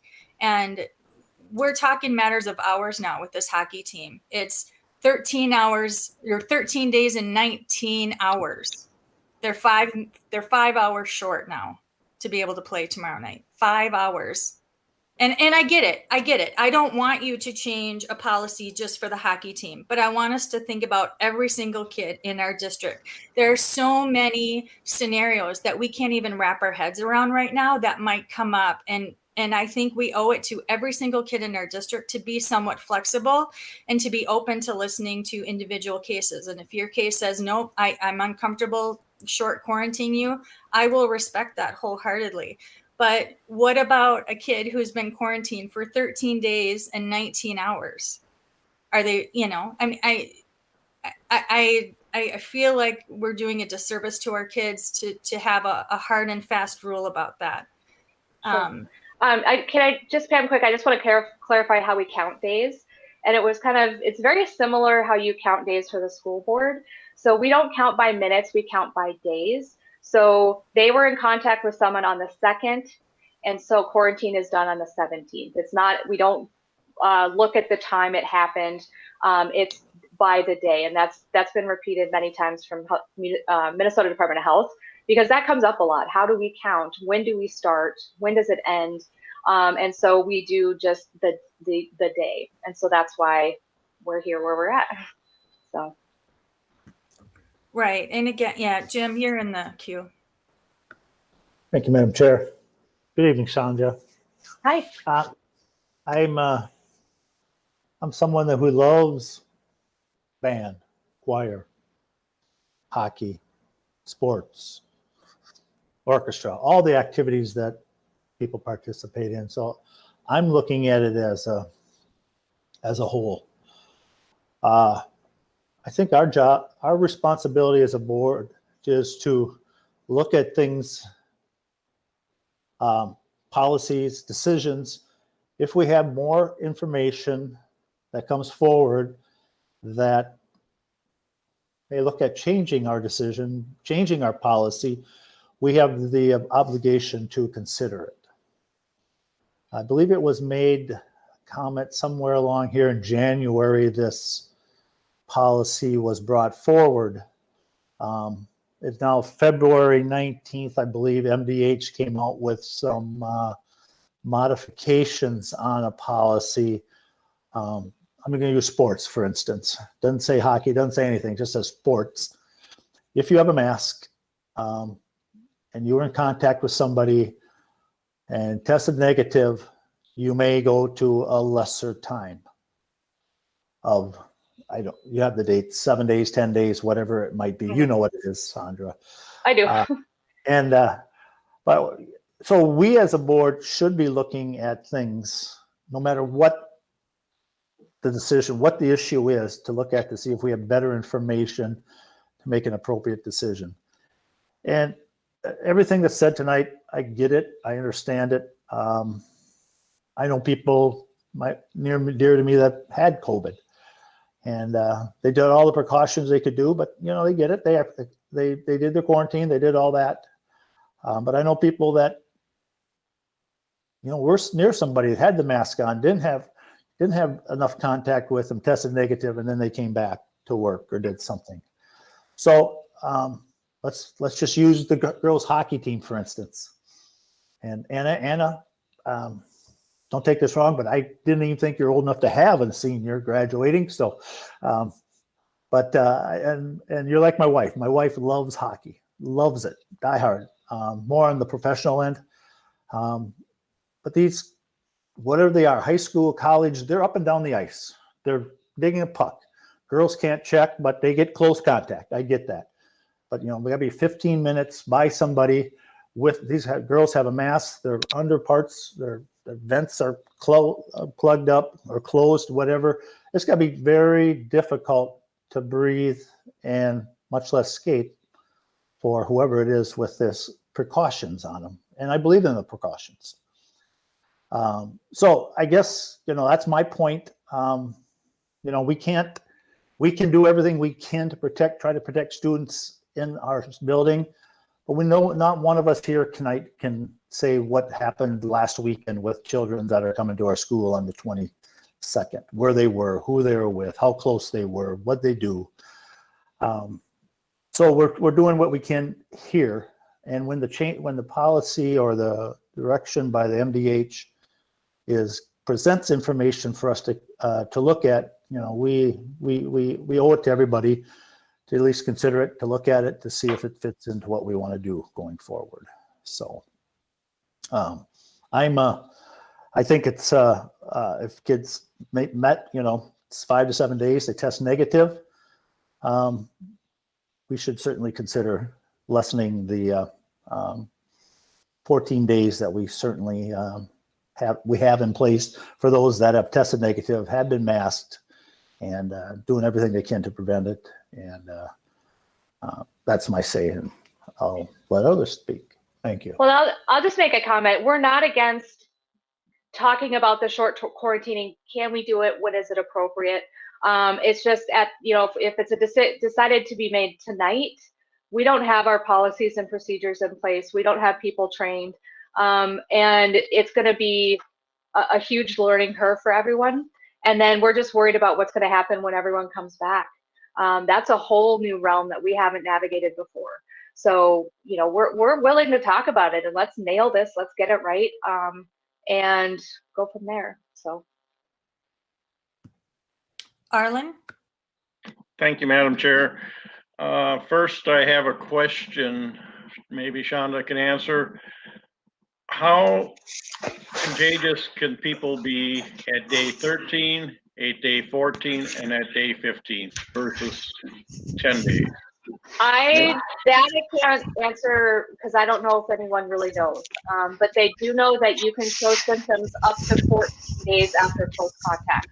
So, and that hasn't changed. That's been the same way. I don't know if they've done study on saying you're more infectious on day 5 than you are on day 13.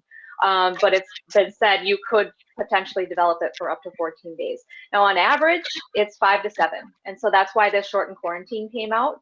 But there are instances where it has been day 13 and 14.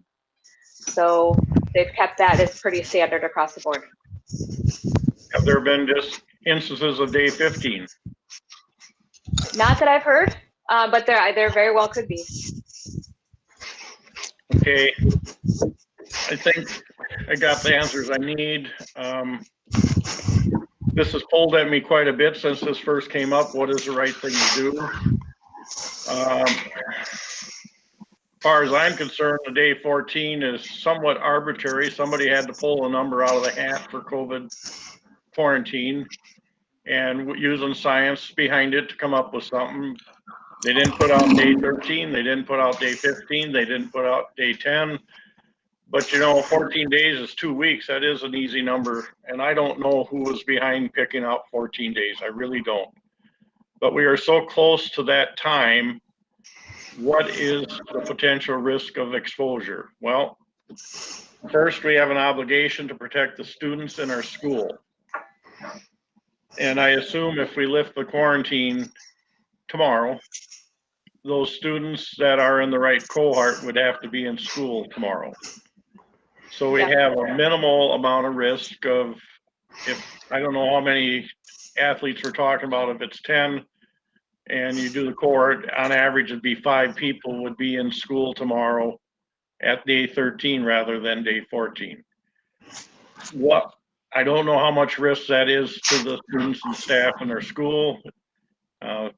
Some of those may be online only also, I don't know that, but there is some potential exposure.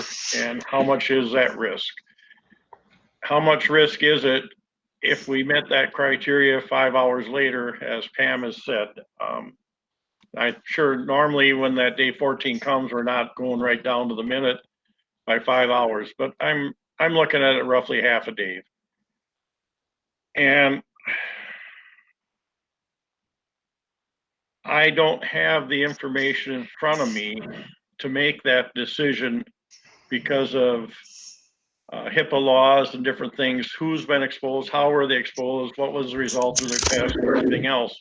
In the end, I don't think that's a decision that the board can actually make in each instance, and I don't think we would want to be. But I am very supportive of, in this situation, shortening the quarantine so that they can play tomorrow, because I think we're only dealing with less than a day. But I don't want to make an exception only for hockey. So we have to use science and how that decision can be made to somebody else. I am supportive of having a shortened quarantine.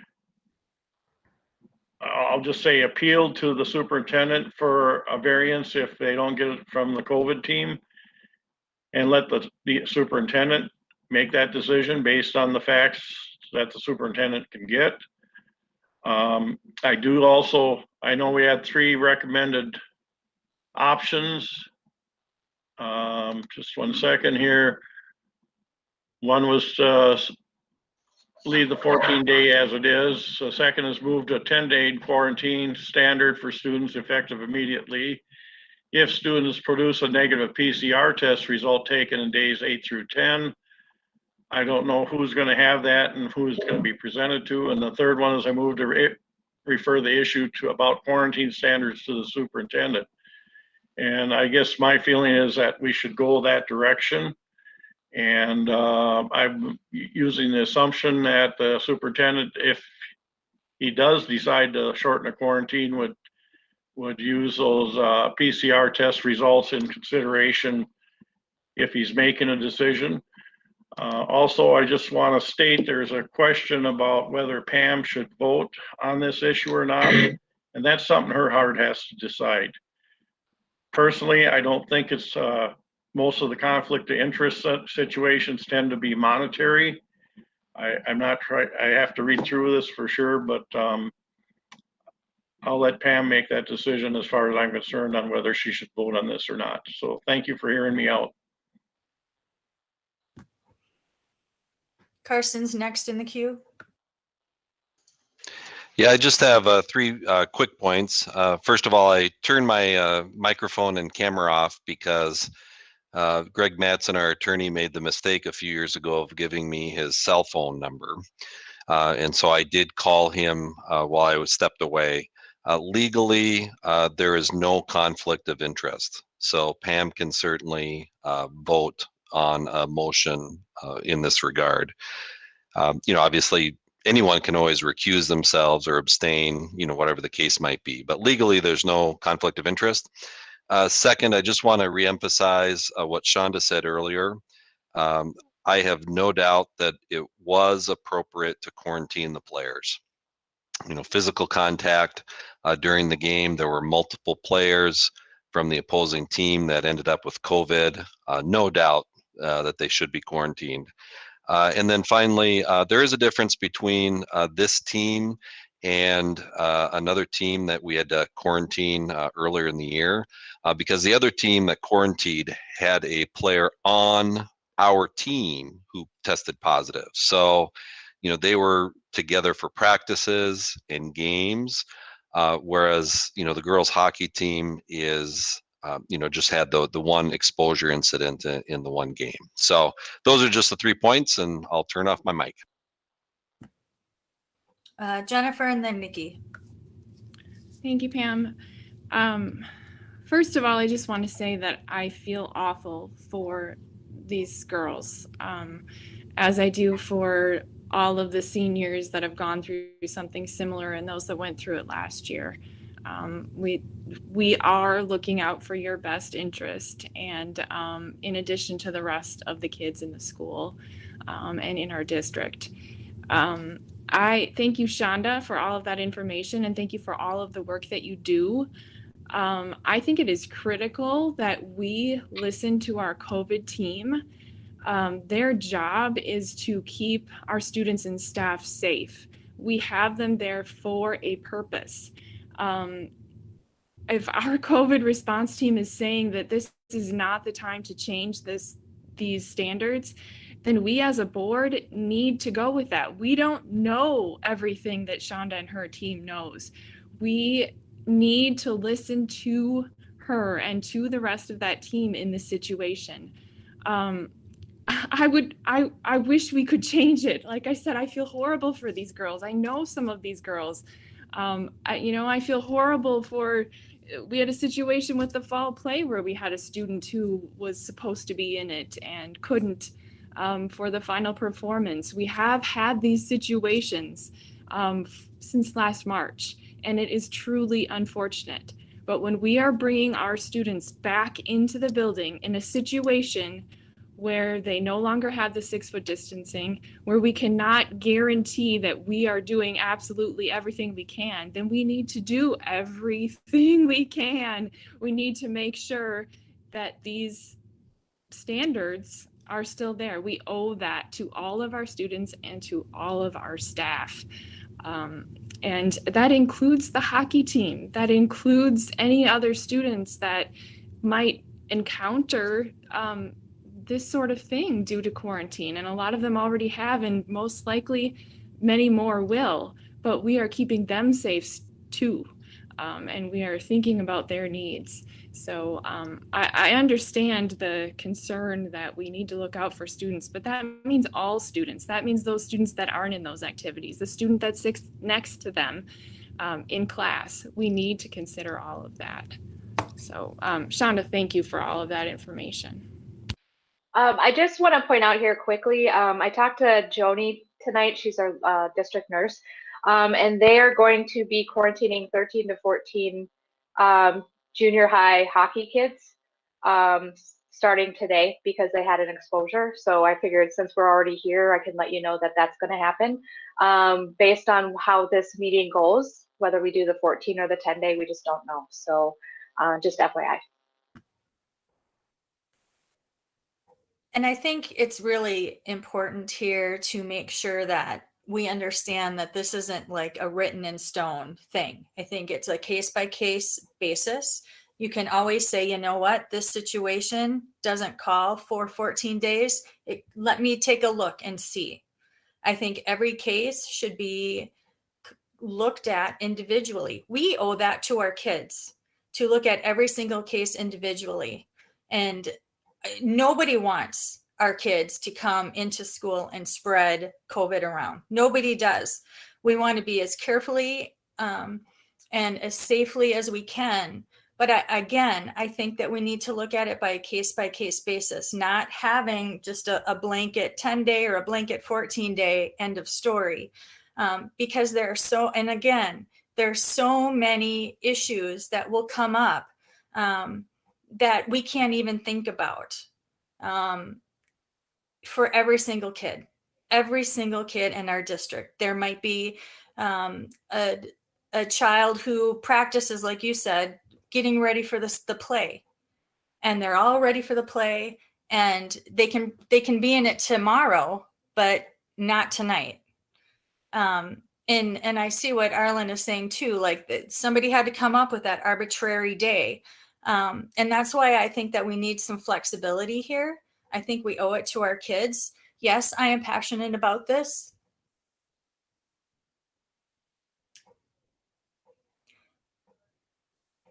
No kid should have to find out that their hockey career ended on a Zoom call at a kitchen table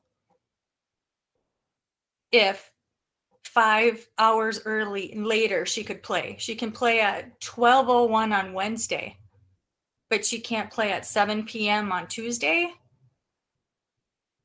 We need to think about what's best for kids. The mental health is important. If we are saying that we care about the kids' mental health, those 5 hours matter. 5 hours matter. 4 days matters. I'm not asking you to change a blanket statement to say 14 to 10 days. I'm asking for flexibility. Nikki and then Holly. Shonda, quick question before I respond. Did that just come in while we were having the meeting, this new information from Joni, or was that like yesterday or? Nope, about 20 minutes before we got out of the meeting. Oh, okay. So, okay, great. Thank you for all that information as well. Can I just hop in quick? If you decide to do the shortened quarantining, who are you going to have make those decisions, whether it's appropriate to do a 10-day or 14-day? If that's the decision you want to go, just figure out who you want to make that decision. I believe that's a question to be answered by the superintendent.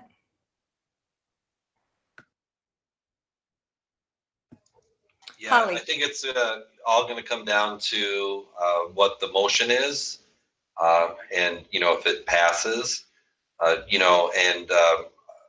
if it was up to me, we got to stick with a 14-day stay under quarantine as sort of the base. But then if there's a requested change, I think we would require a negative PCR test if it was taken on day 5 or later. And then I'd want everything reviewed by the COVID team, and then I could sign off on it. Because other restrictions would need to be, followed through MDH, and that's definitely the COVID team's, skill set, and they'd have to be part of it. Holly. Thank you. I didn't get a chance to finish what I was saying. I just asked a question. I'm so sorry. Sorry.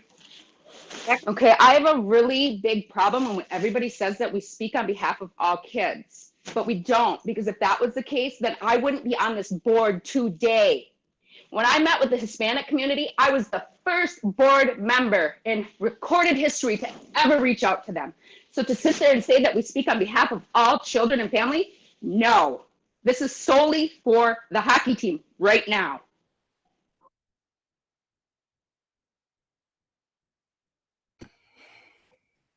Holly? 2 things. One, I don't have the district's attorney at my disposal. So when I try to get clarification around situations, I call MSBA. And MSBA did tell me that the situation that we are presented with right now is a conflict of interest. So I don't know what that means, but I did explain the situation the best I knew and who was involved and how we're involved. And they clearly stated to me that it was a conflict of interest. And again, I don't get the disposal of the attorney for the district on speed dial.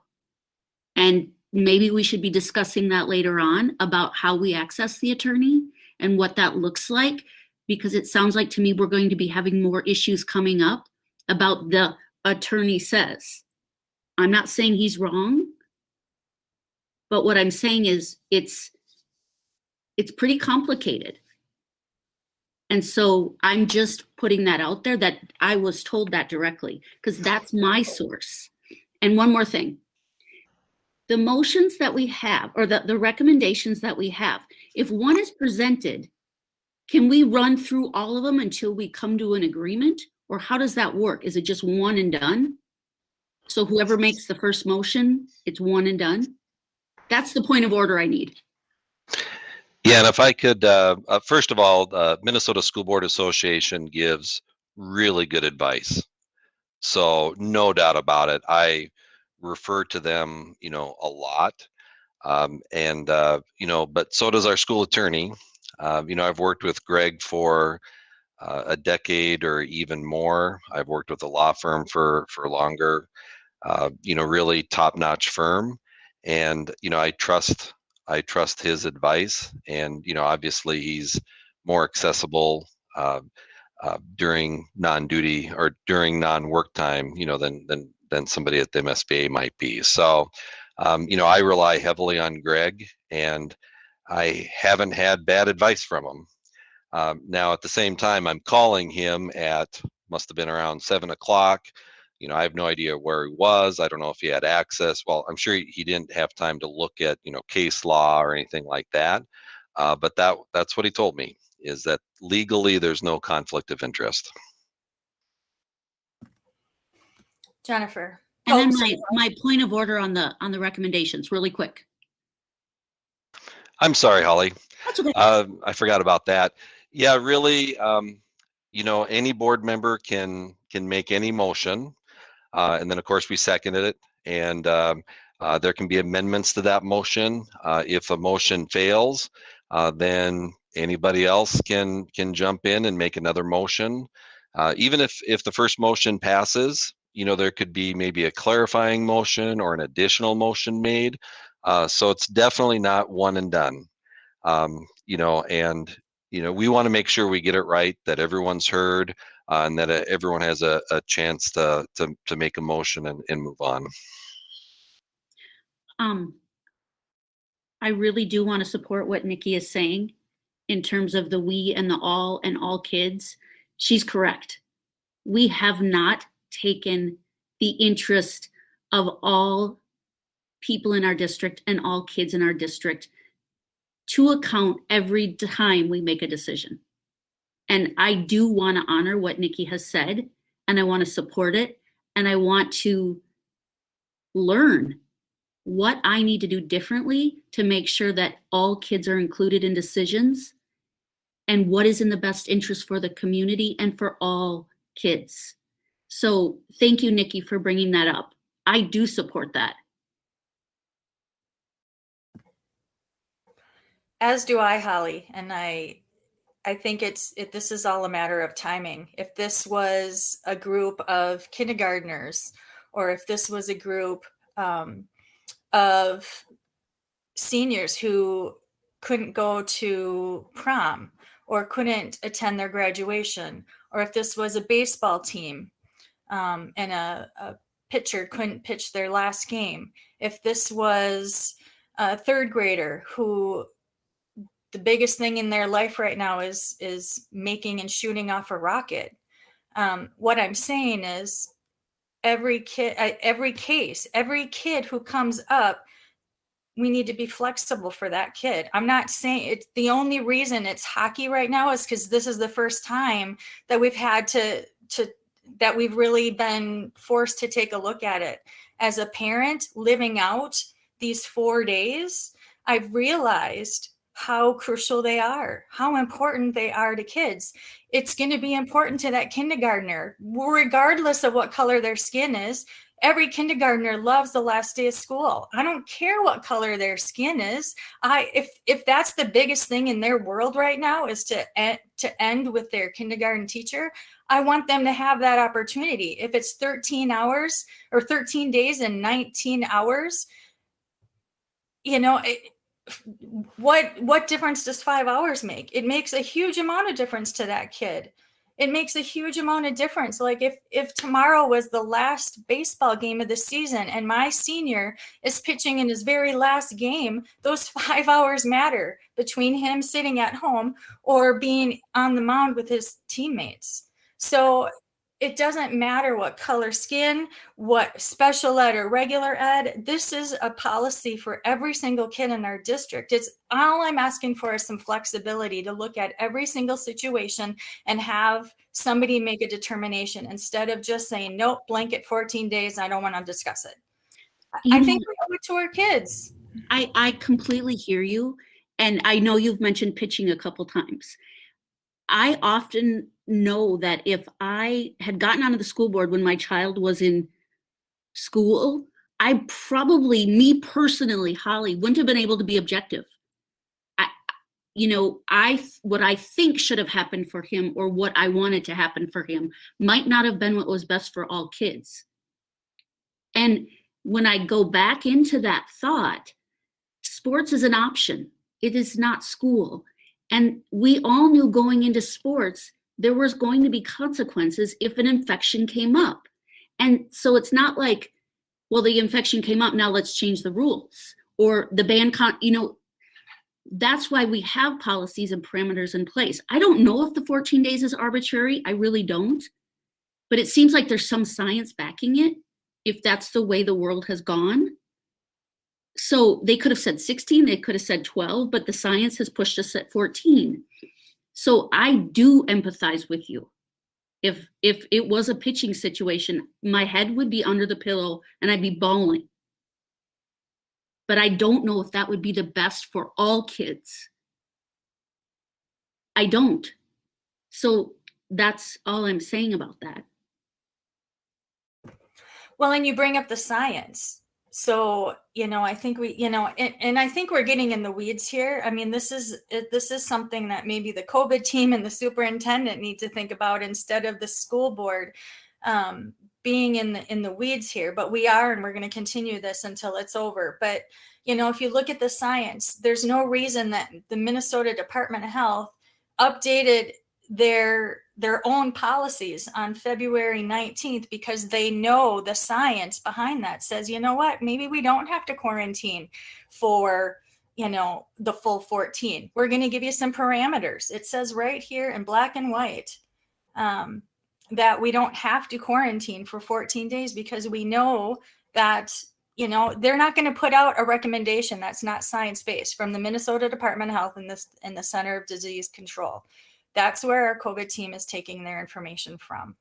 So, it's right here in the sports quarantine clarification. Shortened quarantine may be considered. And so, we're looking at 13 days. And you're right. It is hard to stay objective. You're right. It is. But again, the reason this has come up is because I'm living this policy out. And I just want what's best for kids. I want what's best for kids. I know we all want what's best for kids. And I'm just arguing that flexibility in this case or in any other case, I think the hockey team has heightened or brought to the table for me the importance of flexibility. And whether this came up because of basketball or you're right, sports is a choice, but this is also affecting kids in the classroom. What about the kids who need to take an ACT test and they've got high anxiety and would do much better to take a test in person, but tomorrow they could, but today they can't take that test in person. ACT scores have high implications for kids. Lots is at stake there. What about the MCAs? What about the AP chemistry final? What about, the concert that's important for somebody? I mean, there's so many cases or scenarios that might come up that I feel like we can't have a blanket statement saying, nope, sorry, no. I'm just asking for flexibility. And I think that we owe it to our kids. And Nikki, when you type something in the chat box, nobody else can see that except us. And so we don't like to have ongoing conversations or comments in there. The chat box is simply meant to be for a tool to know who's needing to speak next. You had written, you should care about the color of people's skin. For me, it's who I am as a Dakota woman. What I meant by I don't care about the color of people's skin is it doesn't matter to me. I look at people the same. I care about people the same. This issue is an issue for every single kid. I didn't mean that I didn't care about it. What I meant is it doesn't matter to me. That's not the defining point here. So I just wanted to clarify that. I think Jennifer's in the queue, and then Brecken.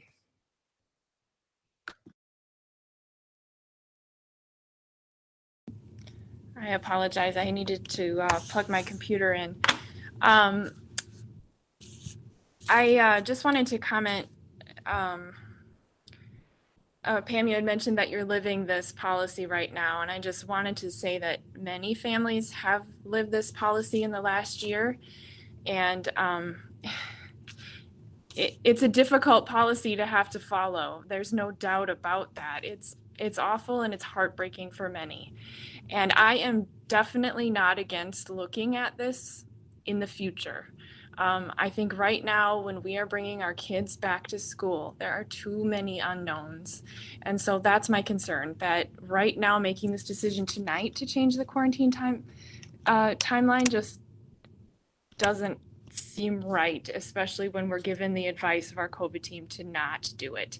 But I think in April, after we have the kids back in school for a couple of weeks and we can get an idea about what that's going to look like, then it makes sense to revisit this and hopefully be able to make some decisions that can shorten the quarantine time at that point.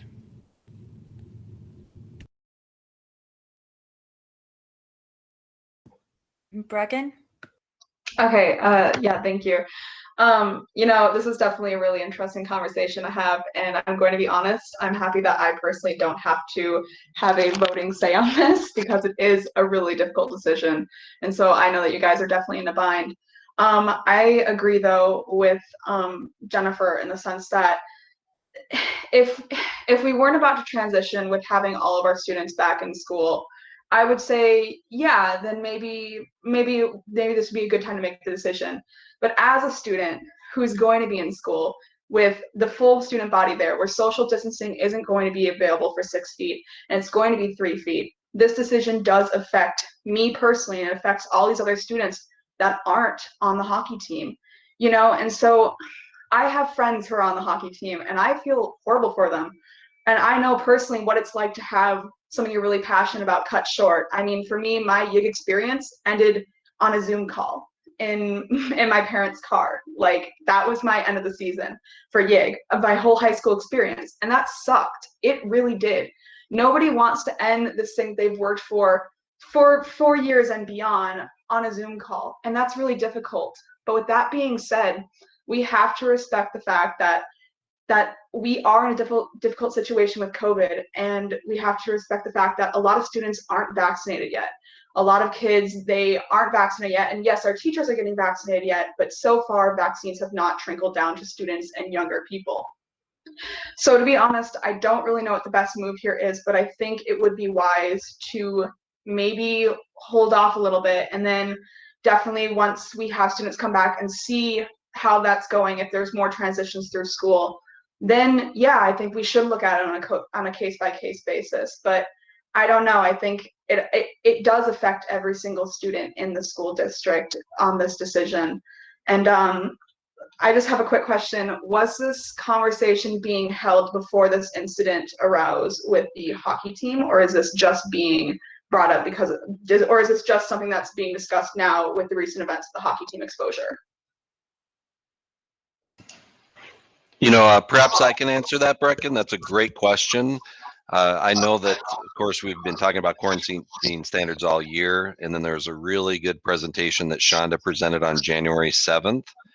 There may have been some incidental conversations over the past couple of months, but certainly not a discussion like this administratively or at the board level. Okay, thank you. I appreciate it. Yeah, I don't really know what the best option is here. I think that all points are valid, but I think that you can't ignore a global pandemic that shut down our world for a year now.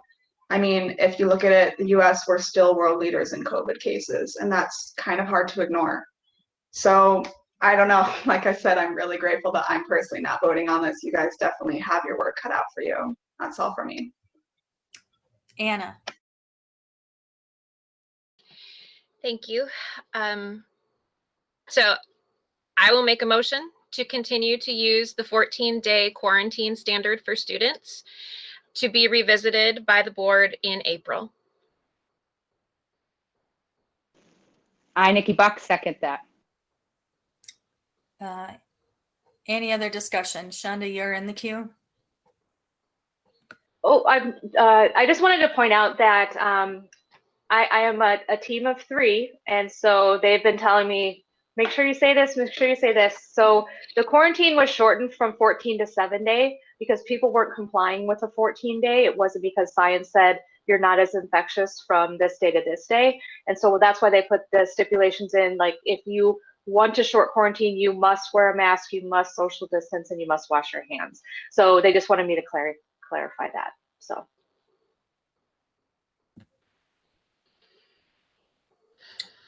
And I don't know if it's been said, but the shortened quarantine time, I think it has been said, but I think it's really important to talk about that they have to have a negative COVID test to come back. We're not asking anybody to come back who doesn't provide proof of a negative COVID test. But you can also have a negative COVID test on day 8 and a positive COVID test on day 12 or 14. Yep. Surely you can. All right. So I think you did number 1, Anna. Is that right? I move to continue to use the 14-day quarantine standard for students until April 5th or 19th when the full board will revisit the standard. Oh, if I could jump in, I think, we've had multiple meetings, of course, when this was planned to discuss. And so I think Anna and Nikki presented the original recommendation, probably that was posted for the special meeting. So I believe they said in April. Certainly, there could be a friendly amendment or an amendment to actually select the specific board date. Otherwise, we might be revisiting this on multiple occasions. But right now, the official motion does say in April. Yeah, I did just say April to leave it open, honestly. I would be okay with us talking about it both on the 5th and the 19th. I think, as more information is available, it's always appropriate to revisit stuff. With COVID, things change. Maybe new information will come out between now and the 5th. Maybe there won't. So I think it's fine for us to revisit it multiple times. And that's why I just left it open and just said April. Thank you, Anna.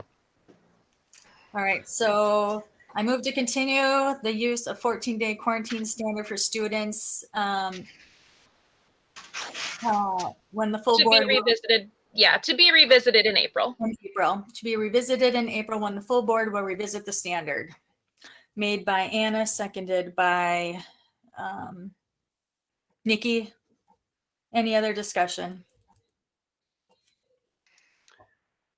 And just to clarify, I do not believe that the motion would allow any flexibility or exceptions.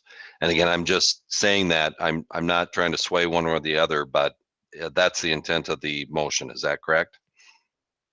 Yes, that is correct. All right, we'll begin the roll call vote with Holly Tower. Aye. Jennifer Tift. Aye. Jim Bryant. No. Nikki Buck. Aye. Arlen Derricks. No. Anna Ostendorf. Aye. And chair is voting no. I will not abstain. The motion fails 4-3, or the motion passes, sorry, 4-3. I appreciate the lively discussion and your viewpoints a lot. Thank you. And thank you, Shonda, for all the work that your team does.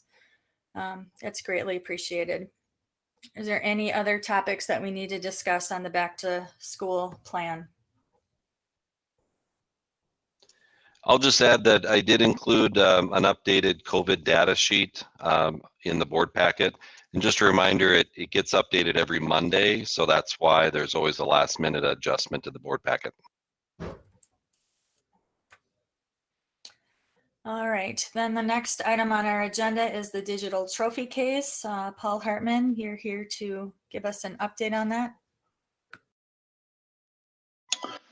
Yeah, good evening, everybody. This is just informational only. I'm assuming you had time to read through the sheet and the presentation that I provided to you via the board packets. Amongst that link, I'm not sure if the link, when I make it in a Google Doc, you're able to click on certain links within that to peruse some of the other links that are provided to you. But this actually was born just over a year ago, at least in my head, and talking to some districts throughout the state as well as throughout our country. This idea of how do we celebrate our past, our present, and our future, not only from the activities angle, but really from the student experience angle. And I think this really has the potential to celebrate everything that Red Wing High School and Red Wing Public Schools has done through the use of student activities as well as the student academic and arts areas.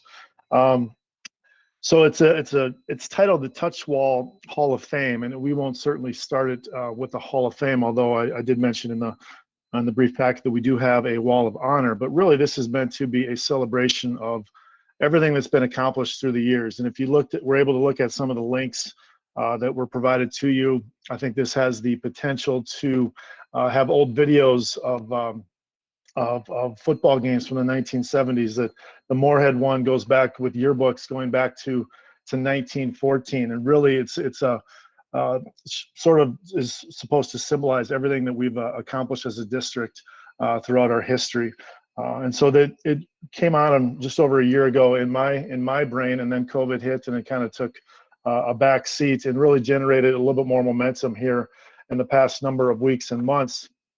Was spearheaded by the Dave Holbrook Memorial in the amount of $910. And then through some recent meetings with the Booster Club, we have verbally secured a commitment from them of $15,000 to get this off and running, and hopefully on our walls at Red Wing High School come September of this year with your approval at an upcoming meeting. The Booster Club in kind is agreed to work with our departments in a fundraising effort. The actual cost is, will be determined because there's lots of different avenues that we could go with this. There's different costs to it, but really, I think the other cool thing about it is it has its own unique URL, which you'll be able to access whether you are in the high school classroom or whether you are sitting on a beach in San Diego or you are over in Europe. You'll be able to access all of the data and records of all the things that we've done here in Red Wing. And I know that the Booster Club is really excited to donate to this project. I'm really excited to see this to fruition. And again, I know it's been a long meeting already, and I don't want to take too much more of your time. You have a lengthy agenda. So at this point, I can pause. If you know me at all, I can go on. So I'll pause right now and I can answer any questions. And certainly I view this conversation as ongoing towards the next meeting. I can just say personally, this is super exciting. I've often gone to websites to Google stats on players that I see just doing things, and you can never find it, right? You can just never find an organized way to find somebody's stats. And I'm talking about people across the country, how did they? So I think this is super cool, and I'm really proud of us for moving in that direction. And thank you, Booster Club, for boosting us. Yep. Anna, you're in the queue. Go ahead. I see Pam's not on. So I just wanted to also say, seems super cool. I love this idea. And I'm wondering, I know you said the cost is variable. I'm wondering if you have a ballpark. Like, I'm just wondering, do we expect that 15,000 is going to mostly cover it, half cover it? I mean, like, do you have any sense of a ballpark? Just especially because we're also looking at budget cuts. So, it's in my mind. Well, yeah, it's a great question. You mentioned the word ballpark, and some people here know that I have a little baseball experience, and anytime I do something, I like to try to hit a home run. And so the cost here is we could get sort of the bare minimum started come September, but there could be some add-ons. For example, here's a scenario right now. The quote that was given to us is we could have a picture of every page in every yearbook going back into our history, and they charge $75 a yearbook. So for example, if the class of 1972, I'm just throwing this out there, if they wanted to pay through at a reunion or something like that to get their yearbook on there, all this stuff, it's ongoing, right? So I envision a big screen near the district doors as you walk in there, similar to where the TV is now by the concession stand. Not that it has to be there, that's just where I see it right now, and certainly that's up for discussion. And then another screen could be in the main office of Red Wing High School. Certainly, if you get two screens, it's going to cost a little bit more money. But I think, again, through all the midst of these tough times, I think we have a lot of people with a history of Red Wing that is very proud, and they've had great experiences in this community and within our schools. And I guess I'll take this time to say, Carson, I don't know if I can do this, but we're looking for donations. We want people to be able to celebrate what their sons, their daughters, their grandkids, their cousins have done in Red Wing. And not only will they be able to see it on our screens throughout the high school, but again, that's going to have its own unique URL to celebrate our history, our heritage, where we come from. And so there's a lot of potential. So if you haven't realized yet, I'm not answering your question on money, but you could, if we wanted to do it big and right away, you could take that 15 and we could add another 10 to it. And I think that would get us going in the right direction early on.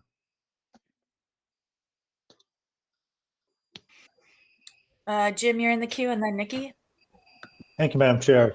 You had me, Paul, until you said we're watching old games back in the 70s. You lost me. Recent games from the 70s. You're right. Oh, yeah. Okay. Well, also because reality hit in a little bit here with me. No, I think it's a great idea. We have trophy cases at the schools. Probably some teams that I participated in back then, they're probably way tucked in the back and dusty and all that. But I think it's a good idea. You can actually build on that throughout the school. It's a great idea, along with you don't show old games from the 70s. I think the other potential with this too is, in every department hands out an all-star student award, right? And those are on our walls in our high school, but that's where they sit. And we would hope to have that as part of this project as well. So it's not an activity lens that we're simply looking at this as. It's everything that students have accomplished in the history of Red Wing High School and going forward. Jim, I personally am looking forward to seeing yours first uploaded there. Nikki. I would like to say I was really impressed with your creativity, Paul, when you said about the yearbook and having the graduating class have an opportunity to pay for that and put that on there. That's outreaching. That's not just putting everything on your guys' plate to take care of everything. Everybody had a hand in this school, so why not give them the opportunity? I really like that. So Nikki Buck would like to make a personal donation to this cause, so hit me up after this. All right. After this. So thank you. And I do have the feeling that there will be no shortage of opinions once this gets up and running in terms of what we have on there. And so I realize that we'll take some hits, but it's all our intentions are pure. We want to be able to honor everybody that's contributed to our district.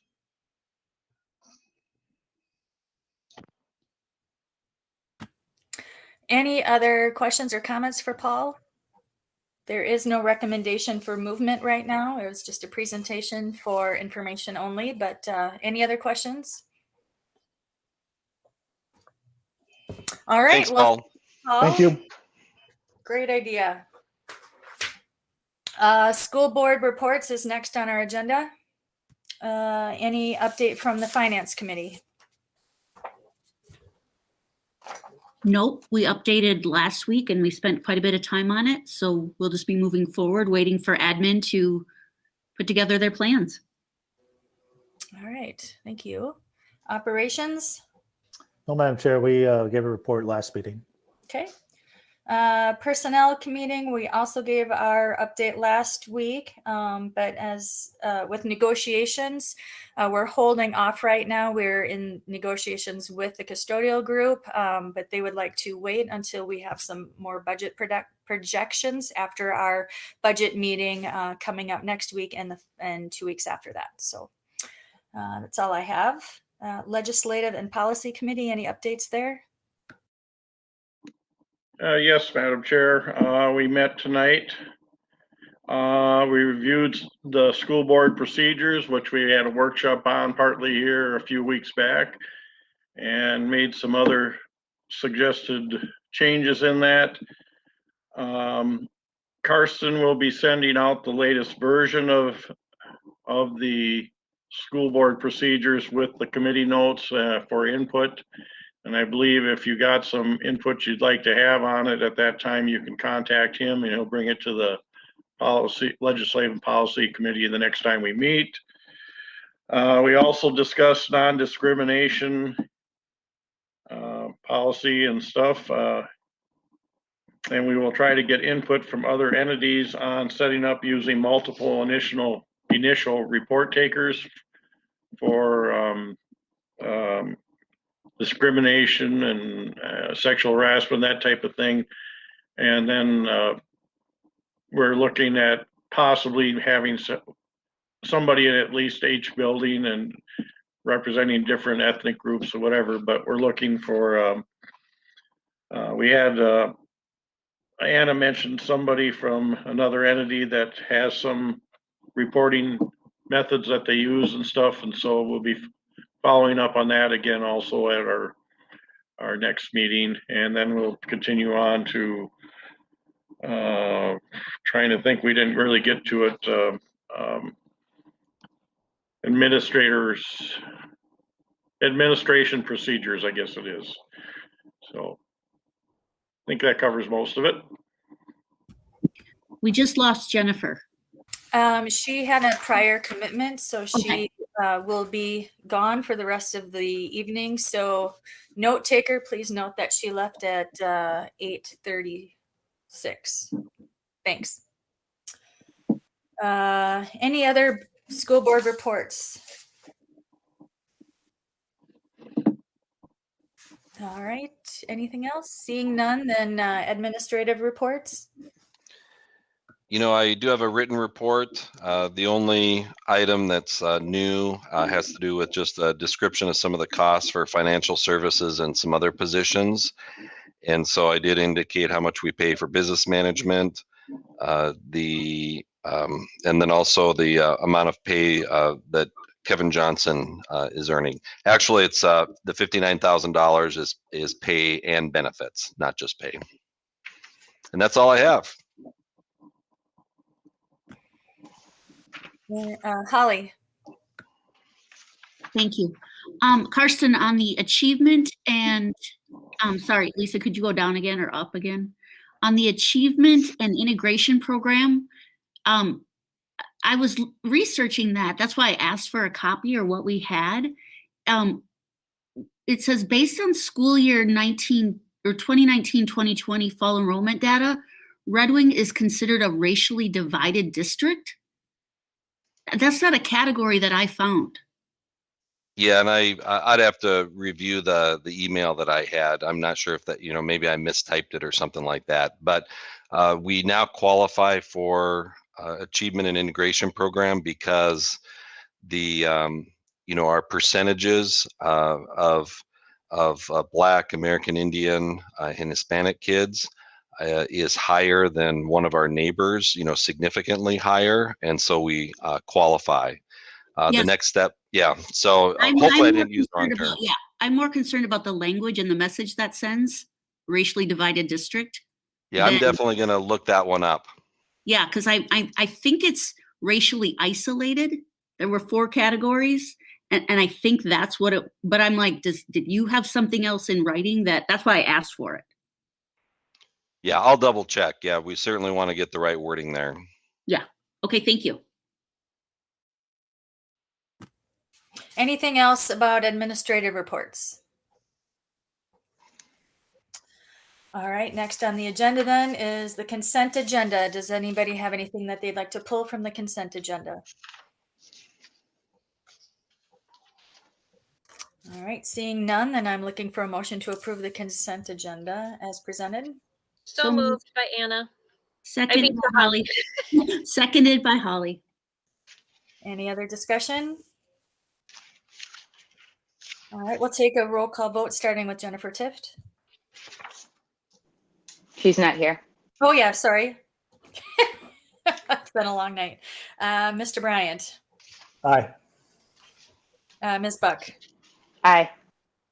Mr. Derricks. Aye. Ms. Ostendorf. Aye. Ms. Tower. Aye. And chair votes aye, so that passes 6-0. Nature play area. I believe, do we have some guests that are going to be sharing? Erin, hi, welcome. Thank you for being here. Hi, thanks guys. All Awesome. right, So the floor is yours. great, thank you. My name is Erin Augustine and I'm the Youth and Family Program Coordinator with Red Wing Community Ed. But before I held this position, I was the coordinator of Live Healthy Red Wing, and that's where this project originated. Back in 2019, Live Healthy Red Wing was awarded grant funding from the U of M to pursue a nature play demonstration project here in Red Wing to help highlight the importance of children and families spending time in nature and how that can impact their health and have a really big impact on both physical health and mental health. So we got those grant funds. We got a group of residents all together to talk about the importance of this and educate that group a little bit more on nature play and what nature play could be, and then to work together to design kind of a template of a possible nature play area here in town.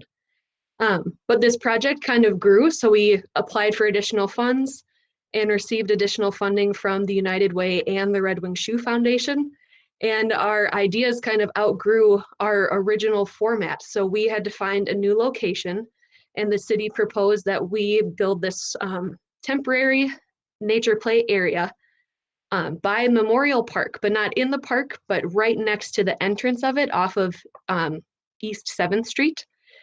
And then COVID hit and we had to put the project on the back burner like a lot of other things.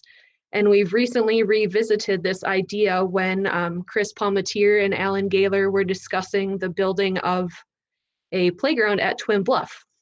So we kind of thought Twin Bluff would be a great location for this nature play park, or nature play area, excuse me.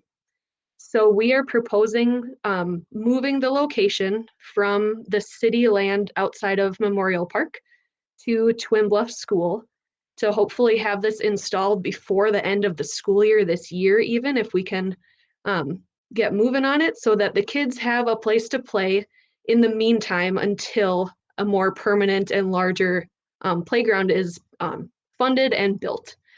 So in some of the materials that should be in your packet, there's examples of local nature places, both in Farmington and in Nerstrand Big Woods. And I talked to the woman who helped design and build the park at Nerstrand Big Woods, and she said it's been super successful and people really love it. So I feel like this could be a win-win for both the school district and the community. And the biggest thing I want you guys to know is that we have the funding. So the school district won't have to add any monetary funds to this project. We would just ask that the Buildings and Grounds Department would help install it. And Alan Gaylor is on board with that. And then just some yearly upkeep of it. And we have some funds set aside to do replacement stuff as well. So I would that's like kind to. of the gist of that. So I have some questions if you like, and then I'm hoping that we can have a vote tonight to approve the implementation of this project, and then I can start buying stuff and finalize the plans and start moving. This is just a clarification. This is Dawn Wettern. We do have the funding. Live Healthy Red Wing was underneath community education. So that funding and the monitoring for that project is already in the district, and we've already been managing it for several years, just so everybody's aware of that. Thank you. We have a number of people in the queue. Anna, do I have that correctly, that you're the first one there? Yes. I love this. I was part of Live Healthy Red Wing, and I regret that I didn't think of this. I think it's wonderful to have this there. Anybody who doesn't know, Twin Bluff also has an outdoor classroom area. And, I feel like has been a really good example of utilizing some of the natural outdoor space that we are fortunate to have around us. And so I'm just really excited that this is a possibility and that the funding is there. There needs to be some more play space at Twin Bluff. And of course, money is tight right now. So this is just wonderful. And thank you, Aaron, and everybody else who had the great idea. I wish it had been mine. I'm excited to see this happen. Nikki. I'm so excited to hear of this happening. Nature play areas are super amazing to help connect the children to earth, and it plays a mental health aspect.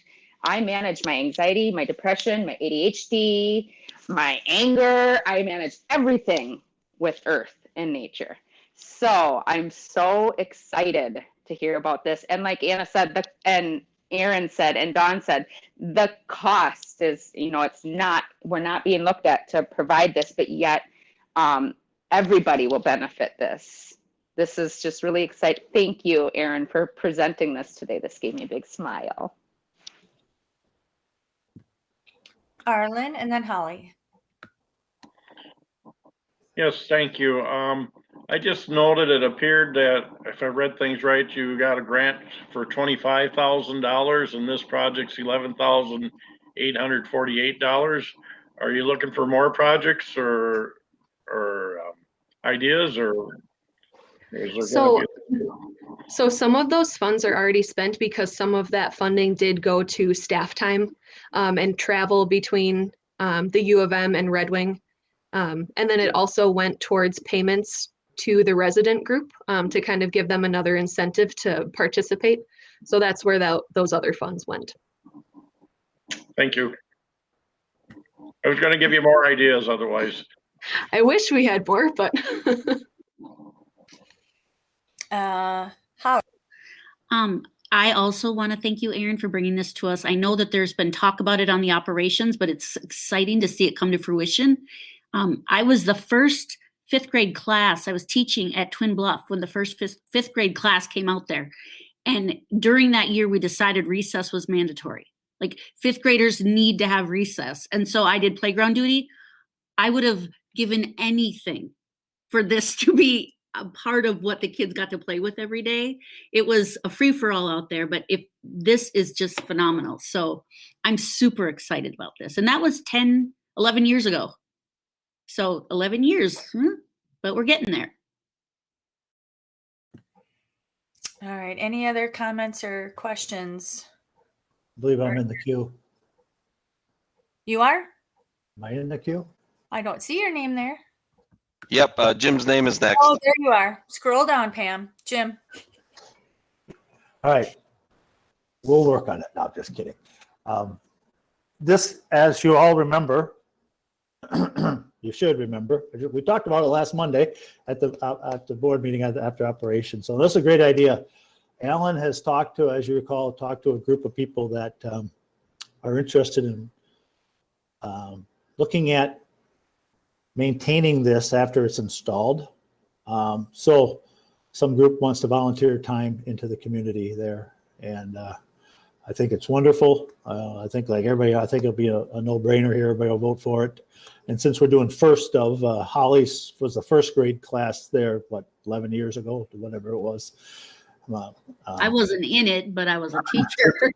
50 years ago, I was the first 9th grade class out there at the middle school. So if you need a motion, I will move to approve the implementation of the Nature Play Project at Twin Bluff School. I, Nikki Buck, second it. Motion made by Jim, seconded by Nikki. Any other comments or discussion? All right, this time we will start the roll call vote with you, Mr. Bryant. Aye. Ms. Buck? Aye. Mr. Derricks? Aye. Ms. Ostendorf? Aye. Ms. Tower? Aye. And chair votes aye. So that passes 6-0. Very exciting. This is great to see. I can't wait to see it. If you need help breaking ground, give us a call. Awesome. Thank you guys so much. This has been a project that has evolved so much. I wasn't sure if it was actually going to happen. So this is really, really exciting to have a location that we know will get utilized a lot. I think this is just going to be really great. I'm so excited. Yeah. Congratulations, and thank you for being with us tonight, Erin. Thank you guys. Have a good night. All right, that brings us to upcoming meetings and future topics. Those are all listed in our board packet. Just a reminder, next Monday we will be meeting. We've decided next Monday we're starting our in-person meetings. Do you want to explain what the process is for that, Superintendent Anderson? Yeah, and really, I'd probably use the term hybrid meetings because board members can either be in person or virtual. We'll be meeting in Red Wing High School.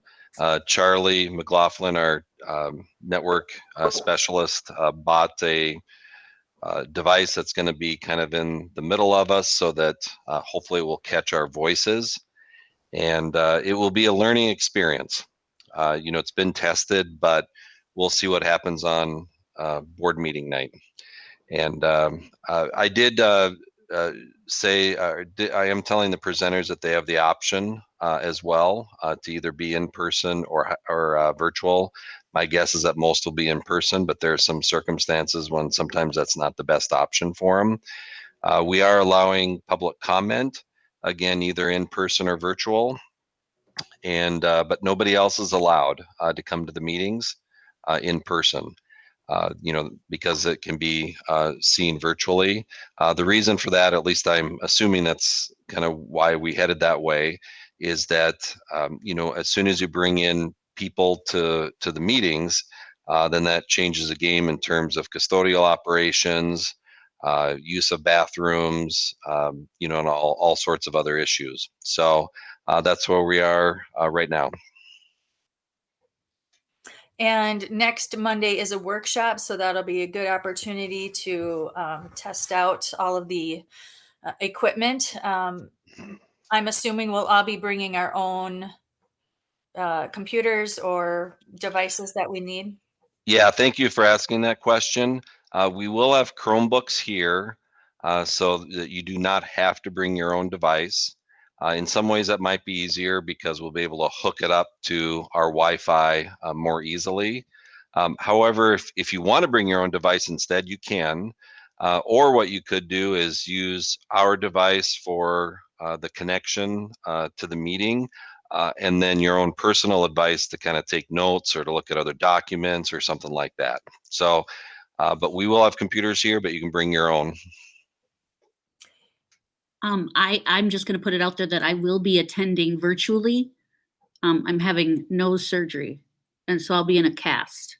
Oh, so I can't get COVID, and I can't bring my cast to the party. So yeah, and that's a great example of why the hybrid makes sense, because we don't want to leave somebody out, just because of personal circumstances. So I'm glad we're able to do this. For sure. Arlen, you're in the queue, and Jim? Thank you. For upcoming meetings, we had a lot of discussion tonight about open meeting, posting and what all and where and how and everything else. And I would just like to request that we have that as a topic in a future meeting and in the near future. I'm not saying the next one, but I do think it warrants a lot more discussion. And so I'm just asking that be put on a future agenda. Thank you. Yeah, undoubtedly we will. What might be the best way to go is to have the policy committee at least look at a first draft, and then we can take it to the board for a more thorough discussion so we hear everyone's opinions. But I think we could streamline it by going through the policy committee first. I guess I'm thinking it'd be better to have more board input before we get to writing a policy, but that's my idea. I like Arlen's idea. Just to have just a general discussion, no movement, but just a general discussion based on what just happened. Yeah, Sure. I mean, I can do it either way, but I would hate to walk into a meeting with a blank slate and then spend some time that at least we could develop beforehand. Would you be open to at least me trying to identify some things, just at least topics that we could talk about or something like that?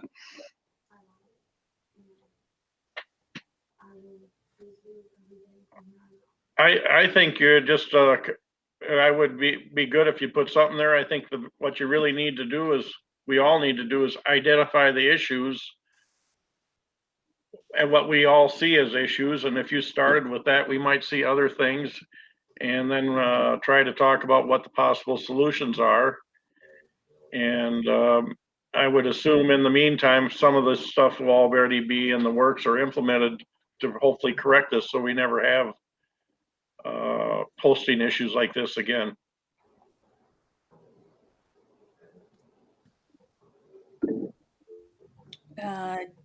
Jim and then Anna. Thank you, Madam Chair. Yeah, I think Arlen's right. We don't need to beat it up for an hour and a half hour discussion. We know what the issues are. We know what we're kind of looking at, just so we have something crystal clear. I think we can look at our next meeting on the 30th, fit that into the schedule in the next few months. I think it's a warranted topic. One last thing, I know Board Member Tower mentioned tonight something on the website there.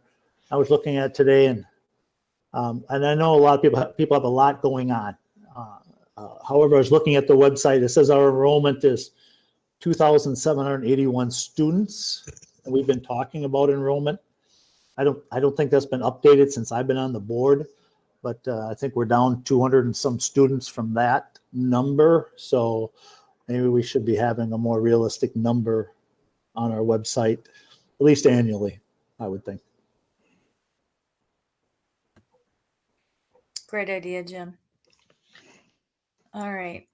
Am I missing anyone else in the queue? Just me. Yeah.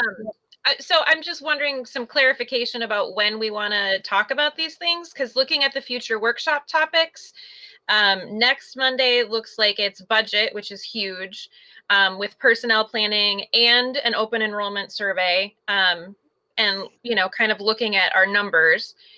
April was scheduled to be equity, and online learning was tentative for May. Are we talking about switching that? Because Arlen, do you see this meeting notice falling into one of those categories, or are you suggesting talking about it at like a regular meeting and putting it in the agenda for a regular meeting? Because if it's going to be far enough out, we might as well, like Karsten said, do some of the legwork in the policy committee, because, if it's not going to be a workshop topic until May, we'll have met a couple of times before then. Do you know what I mean? I was asking to have it at a regular meeting.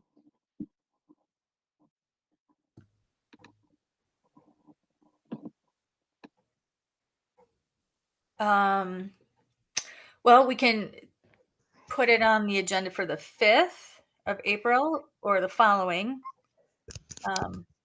Or perhaps, like Jim suggested, when we meet on the 30th with the agenda committee, we can, pick one of those meetings to discuss it at, and the three of us could certainly identify some topics, that could be at least initiating the discussion. So we can do it. This shouldn't take too long, so we'll make it happen. So it sounds like we'll put it on our agenda for March 30th to discuss and then slide it into one of the next 2 school board meetings for an agenda topic. Sounds good. You're agreeable with that, Arlen? Okay. All right. Nikki, you're in the queue.